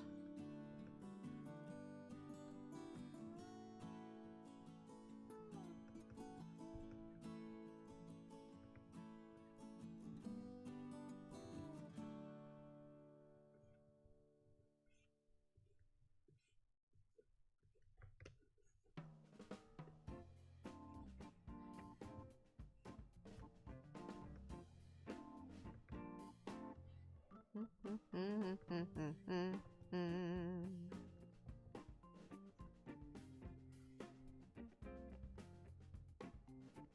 think they have 4 wings.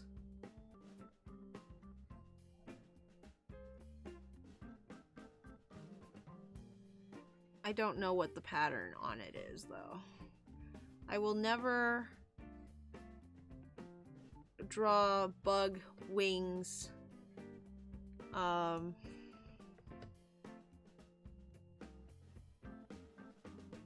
accurately.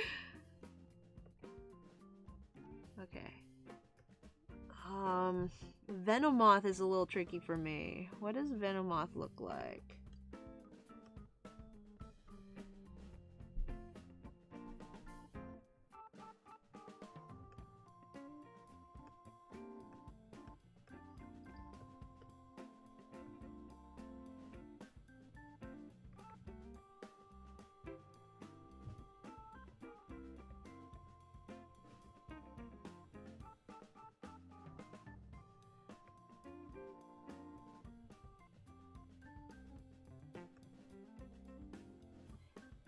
Oh gosh. They're so fuzzy. I need to get a normal brush for these eyes. This brush is good when it's small, but it's absolutely useless when you go too big. It just becomes a fuzzy mess.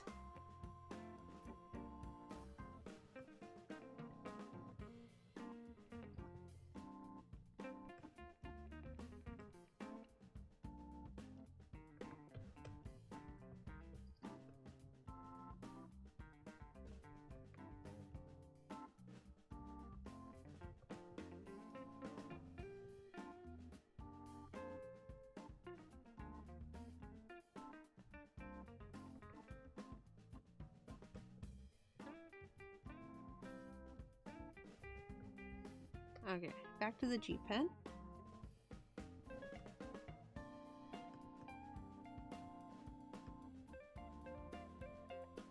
I think it has 3 spikes on the head. Okay, how does the body look? Let me think about this.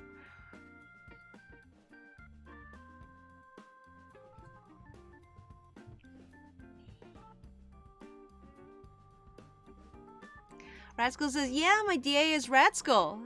Pretty simple. You're on brand. Ratskull. Sorry, I mostly just do JRP. Sorry, I added the J on instinct. Do RP group stuff, but hopefully soon I'll start my Nuz comic and maybe try Venipede if you feel like drawing that. I shall give it a try. Venipede. Venipede is the first form, I think. Zigzagoon says it was inspired by the giant Asian hornet. That is true. In fact, I named my Kalos Beedrill Waspinator. Apparently that nickname is very common. John says I named my Beedrill Kamina. From Gurren Lagann. Think I've seen someone use a weapon like that in another anime. Shinka Lion. Your drill will be the drill that pierced the heavens. It's basically Mobile Suit Gundam meets Transformers, but with Shinkansen, aka the Bullet Train. Cool. Just remembered another show I used to watch as a kid, though I only owned 2 episodes. What? Mighty Machines. I don't recognize that one. Was it an anime?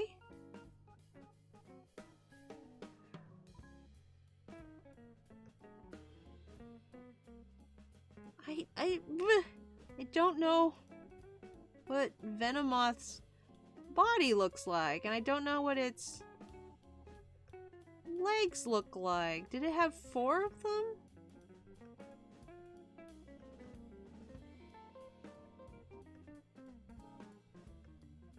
Yes, I'm gonna give him 4. And then...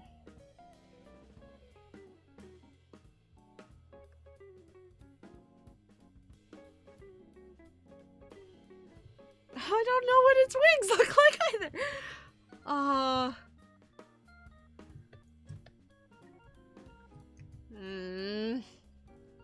This is embarrassing.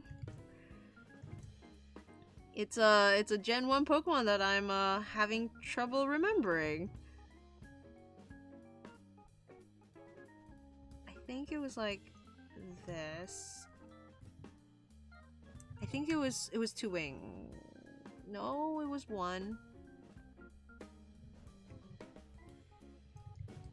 Okay, hold on. I think it was like this. It's like...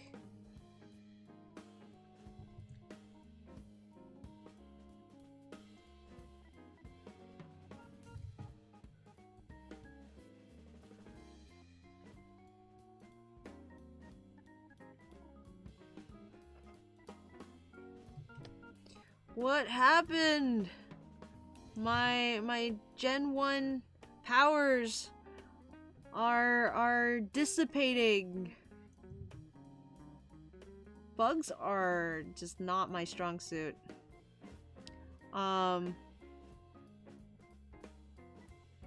It would be fun for me to go through and draw all of the Gen 1 Pokemon from memory again and see which ones I struggle on.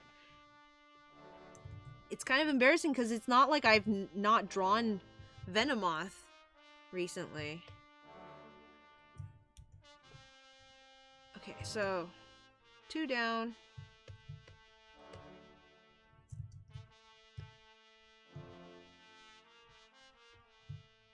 Now Venipede is a Gen 5 Pokemon, so you would think maybe I know what it looks like, but I never used it. So I am it might as well be a Gen 6 Pokemon for all I know. I think it's got angry eyes.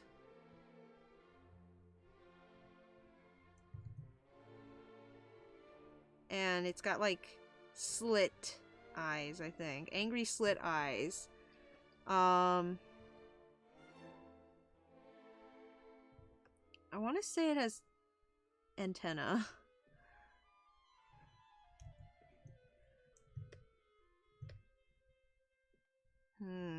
What I do know is it has a giant shell like this. Like an armadillo. And it's got like little legs, I think.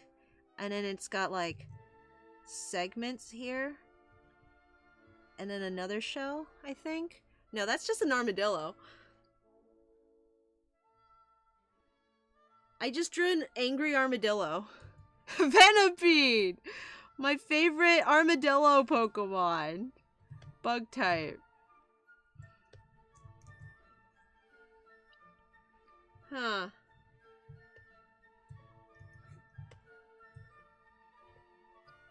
I can picture the shape of it. It's this shaped. Let me think. Does it have these on it?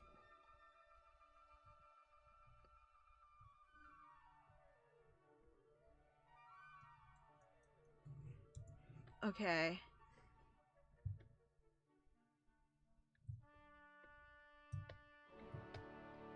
Armadillo, you need to be smaller because you're not even a Pokemon.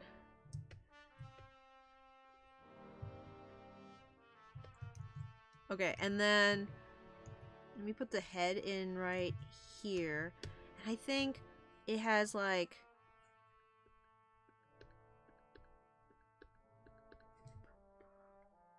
these things. And then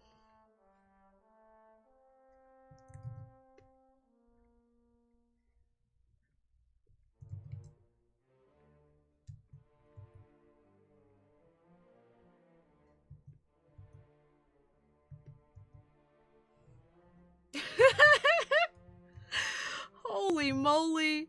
And this isn't even the worst one. We still have Golisopod to draw. Okay.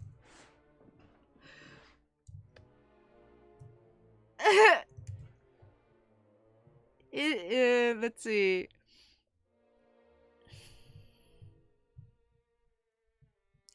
Named my Venomoth Mothra. Guess that namesake. Is that the Mothman? Gen 5, actually, I don't think it does. Then 2 lines on the back that look like tails. Wait, 2 lines? You mean these things, right?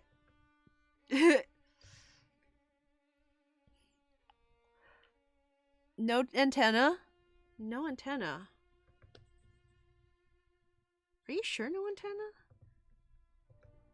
Does it have spikes at least? I feel like it has spikes of some kind. It's like, got spikes, right? No?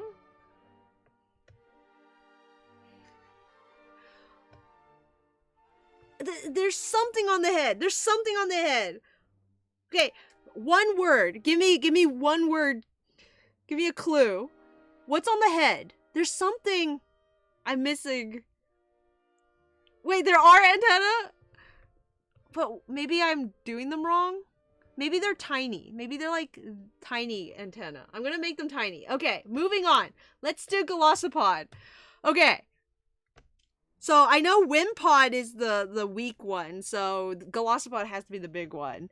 And it's a nightmare. It's got a shell part like this.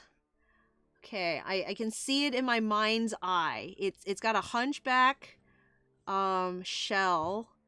Its head, I think, is like here, and it's got these like alien eyes. And it's like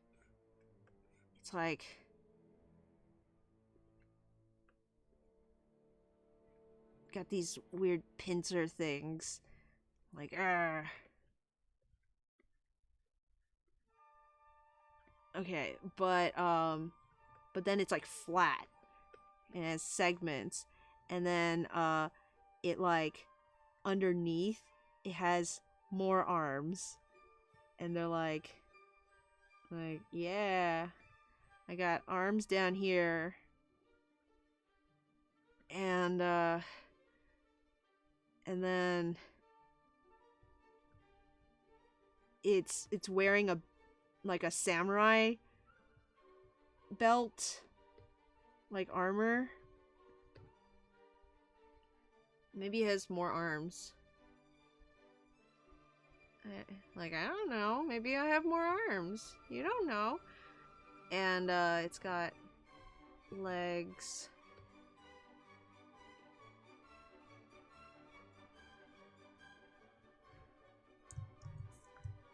I think.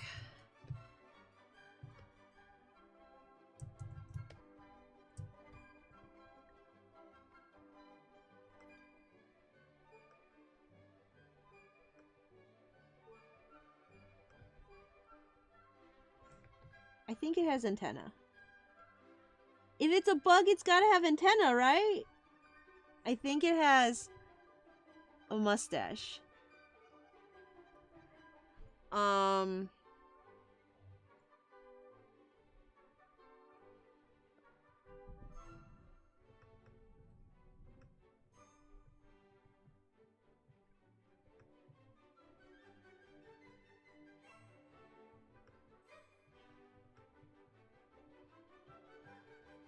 Okay. What happens? What happens here?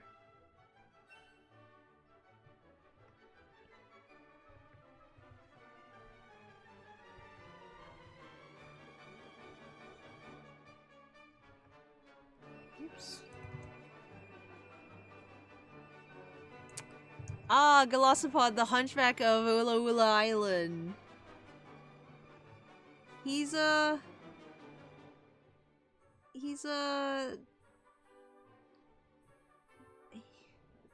got bad posture. It's not his fault. He never learned.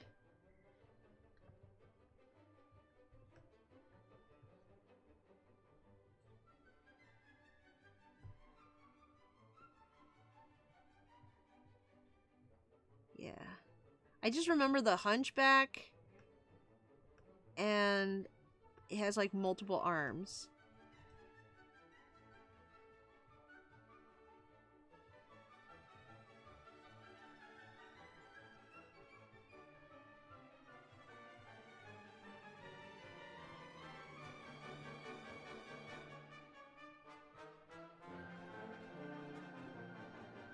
I don't know why, but I think it has like this samurai kind of armor.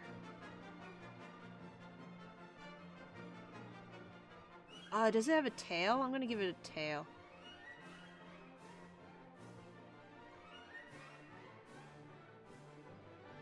Maybe I'm thinking of Armaldo. Armaldo has a tail, right?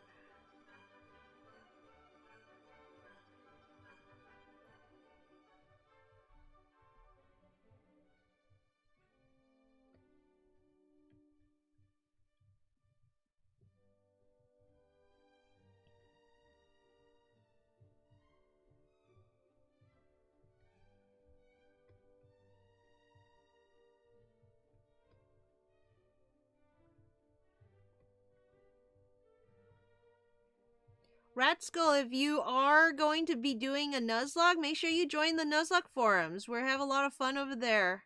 It's a great place to meet other people who do Nuzlocks and get a following. We're currently doing the extravaganza right now. It's extravaganza season, which is basically like an Oscars before Nuzlocks, and it's it's pretty much just, you know, we nominate each other for just silly categories like best art style or saddest death, and it's a lot of fun.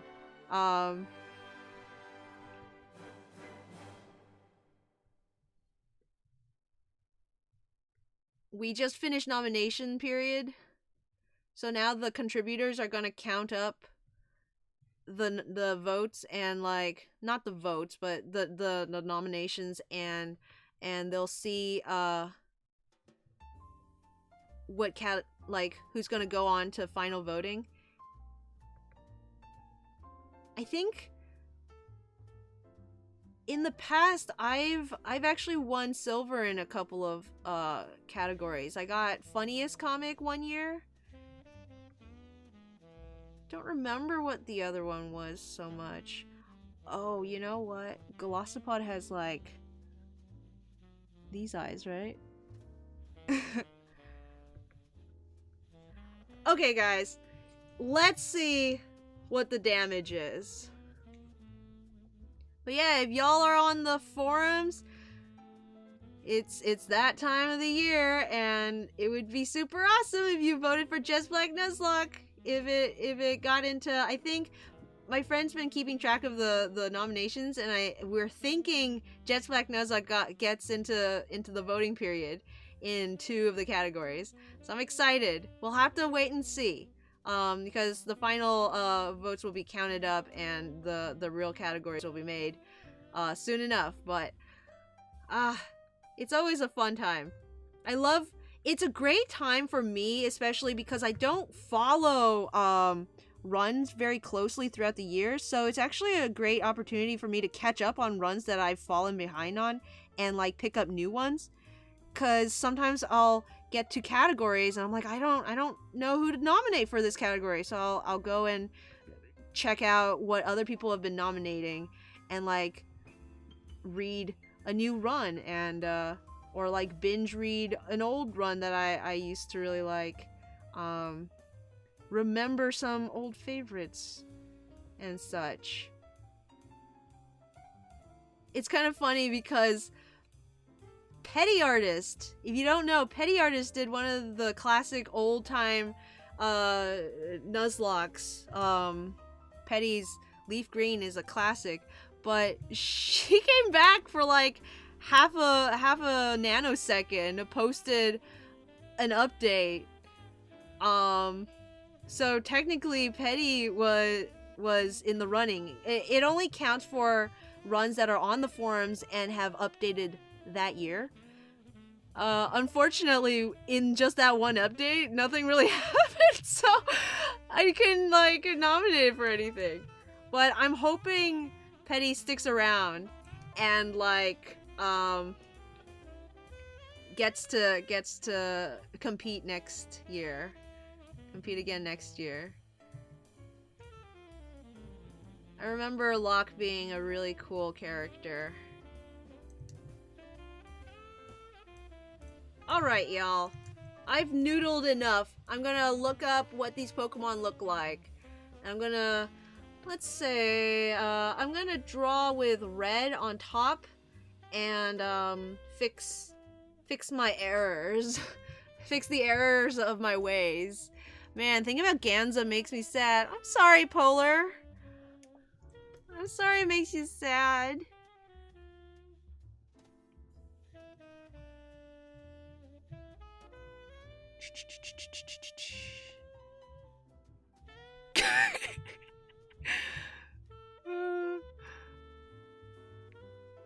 Watcher is just as confused as I am about Venipod. Polar says Glossopod. Oh, I got that. Polar says, 0. What happens here? Gives Glossopod abs. He works out. He's tricky to draw. For some reason, he's starting to make me think of General Grievous. General Grievous! I love the way General Grievous moves. And his voice is really cool, too. I don't know anything about Star Wars, really, but I remember seeing that character show up and, like, loving it. Creepy. You shut your mouth, Tails. I love him. Ratskull says, oh, maybe I should make an account there. I'm not sure exactly how it works, but I'll try. It's good. I hope you do. Tails says, Polar, I'm sorry, it's creepy. It even has a stream tab on the forums, and so whenever I stream, it pops up there too, so it's a good way to check in if you're not on Twitch all the time. Tails says, man, I have... You can still love him. I have creepy children. Polar says, not as creepy as the Uncharted spiders. Good luck, Zero. My only regret is not adding Rattata from Sinister's Sins Nuzlocke to my list of candidates in time. Poor Rattata. Polar, that's a low bar. Zigzagoon says, I want to catch up on Liberty Soul Silver Nuzlocke. That's just one of several I've been reading. Because I used to vote Noise on whatever categories it was nommed in, and now... Oh... It's still getting nommed, though. It's, I think a lot of people are putting it for best overall, and, I really hope it wins. I've been very sad that, For Victory didn't make best overall, but what can you do? It's a very niche comic that I really like. Tails, have you seen the Uncharted spiders? They're creepy AF. I have not seen them, but I am going to see what a Beedrill looks like. Beedrill. Okay, so first off the bat, let's just put in another stripe here. You know, got 2 stripes. And then the wings are very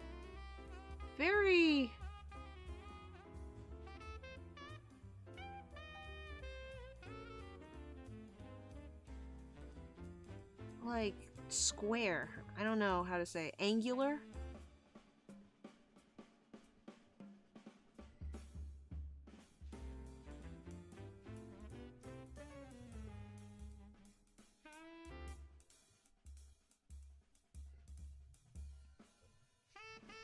Not bad. Let's see, Venomoth.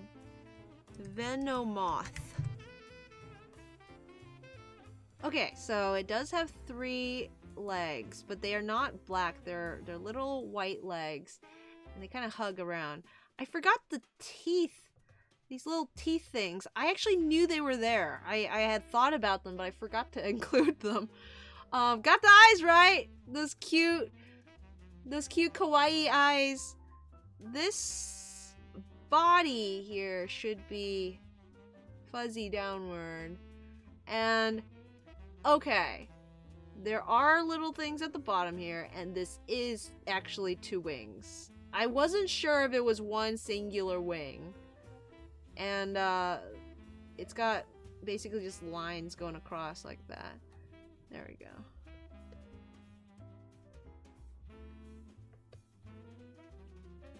I'm sorry, Venomoth. I did you dirty. Moving on to Venipede.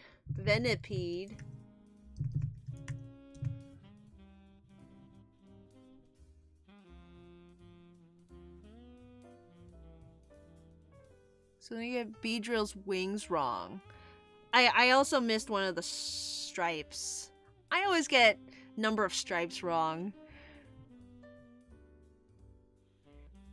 Show up multiple times, I'll murder you and will murder you quickly. Tails says, I looked it up because I'm a fool!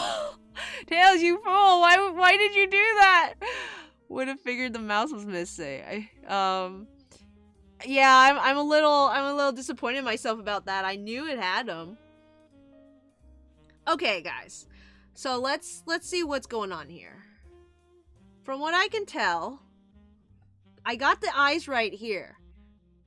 They're correct in being round with a lid, and then it's like a cat eye. Okay. The head has a little bit of a beak.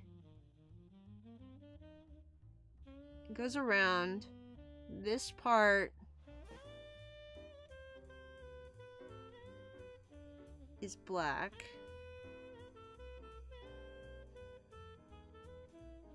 And it does indeed have antenna. They're this shape.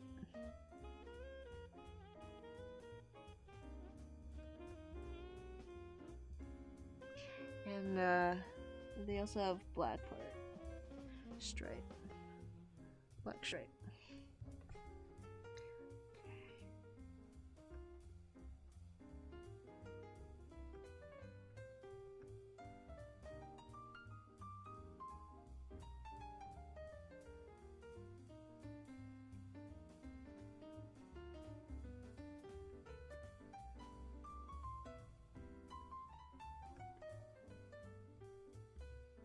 So, segments and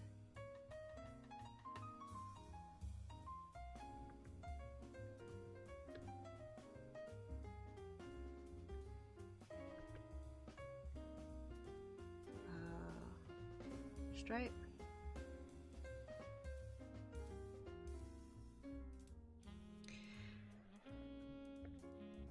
It's cute.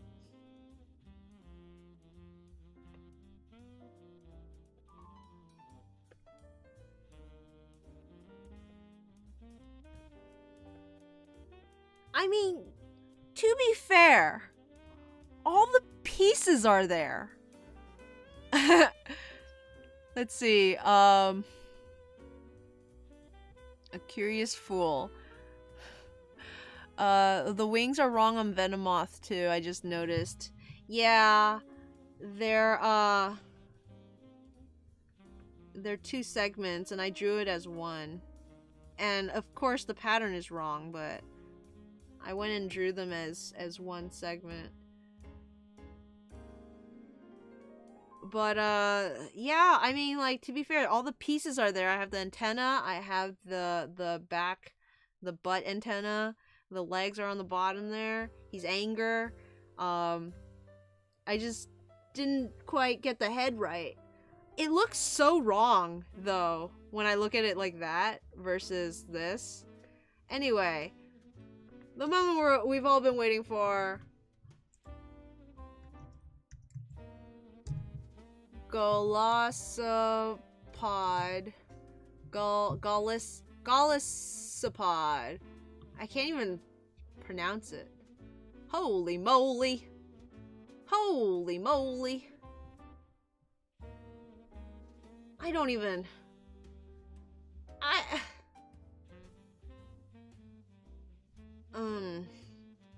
don't even know where to start. Okay. Oh my goodness. Okay, let's see. I got this, you guys. Okay, so it does have antennas. I got that part right.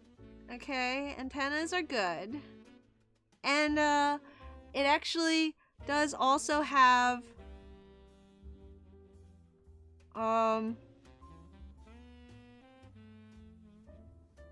whiskers. I don't know what else to call them. Whiskers. Mustache.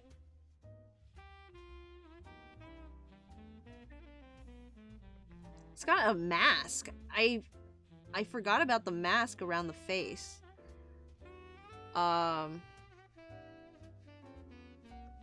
So the antenna should be going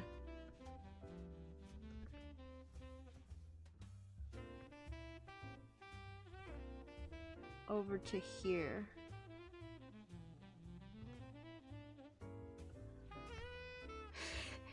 It just looks weird at that point. Let me fix that. There you go. Did I get anything right? I got the antenna, I got whiskers. Okay, it has like plates coming up from its back. Like that.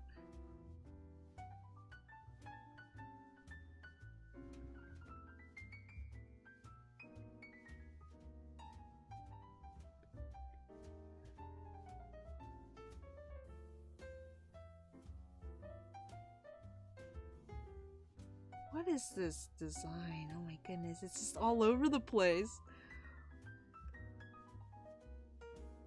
I'm not sure how to fit everything in. He's got way more arms. Actually, I got the right number of arms here. 1, 2, 3.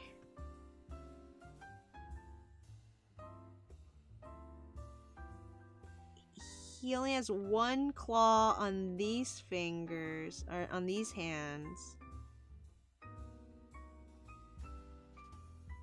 And 2 on these. So it's just everything minus 2 claws. No, minus 1 claw. Everything minus 1 claw.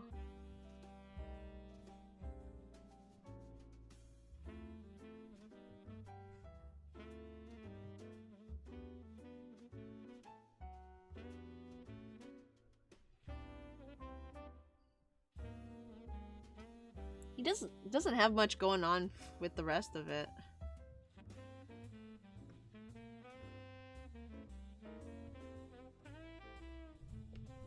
Okay, now that I've kind of studied it a little bit, let me try one more time. Okay, so close this tab. Let me try one more time. Okay, guys, this is my redemption arc. I literally just saw it. Let me see if I can remember.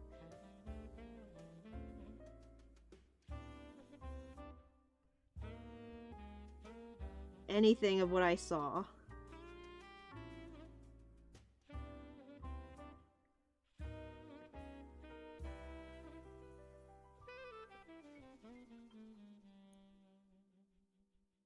Shoot.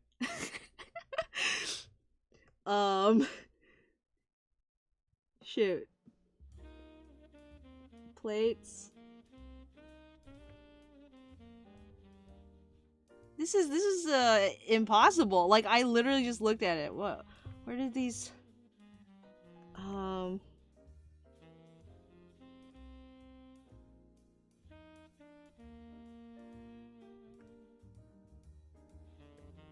okay.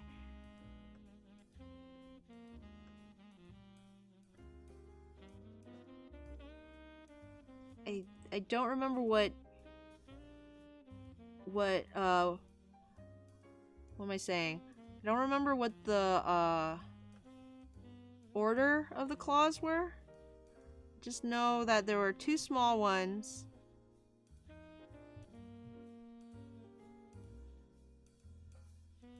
And 1 big one. I'm gonna put the big one in behind the small ones. I think it had like this, claw.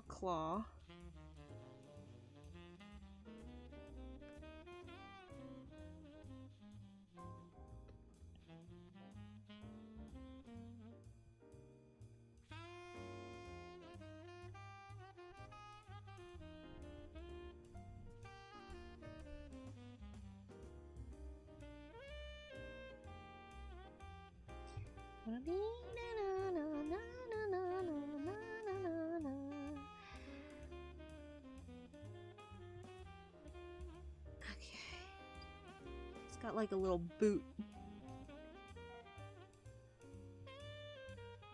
It's got these little boots on. I noticed them at the very end.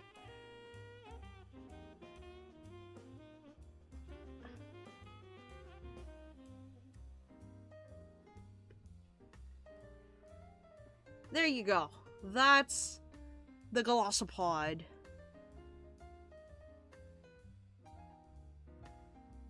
As I can remember it after just seeing it.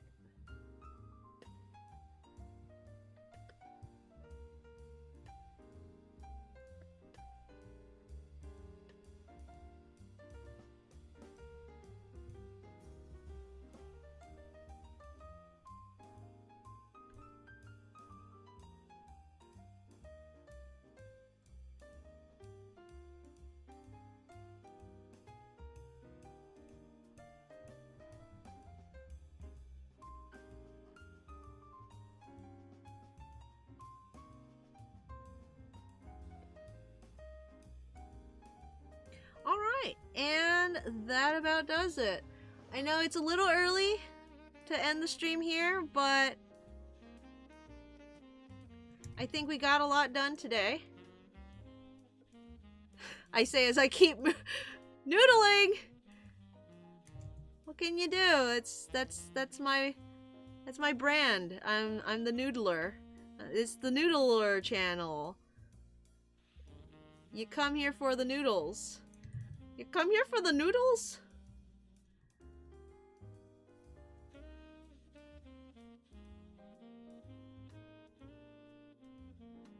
You stay for the art. I hope.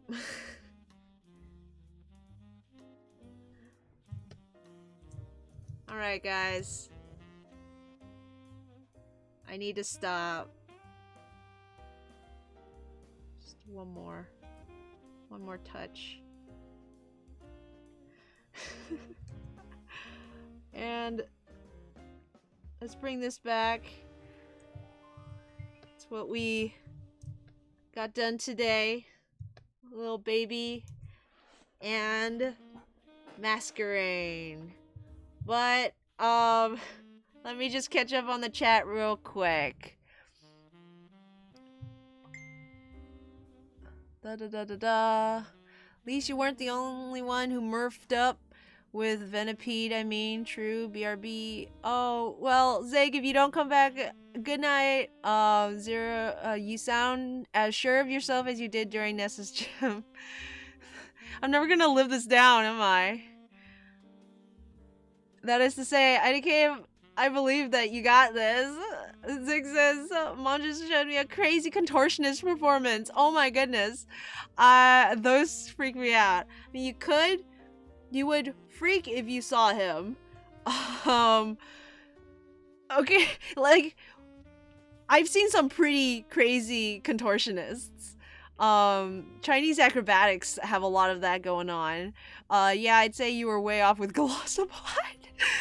Now I'm going to bed for real this time. Good night, you, and I'm going to bed too. So Zigzagoon, Tails, Polar, Rat Skull, and anyone else who's still here, thanks for joining us.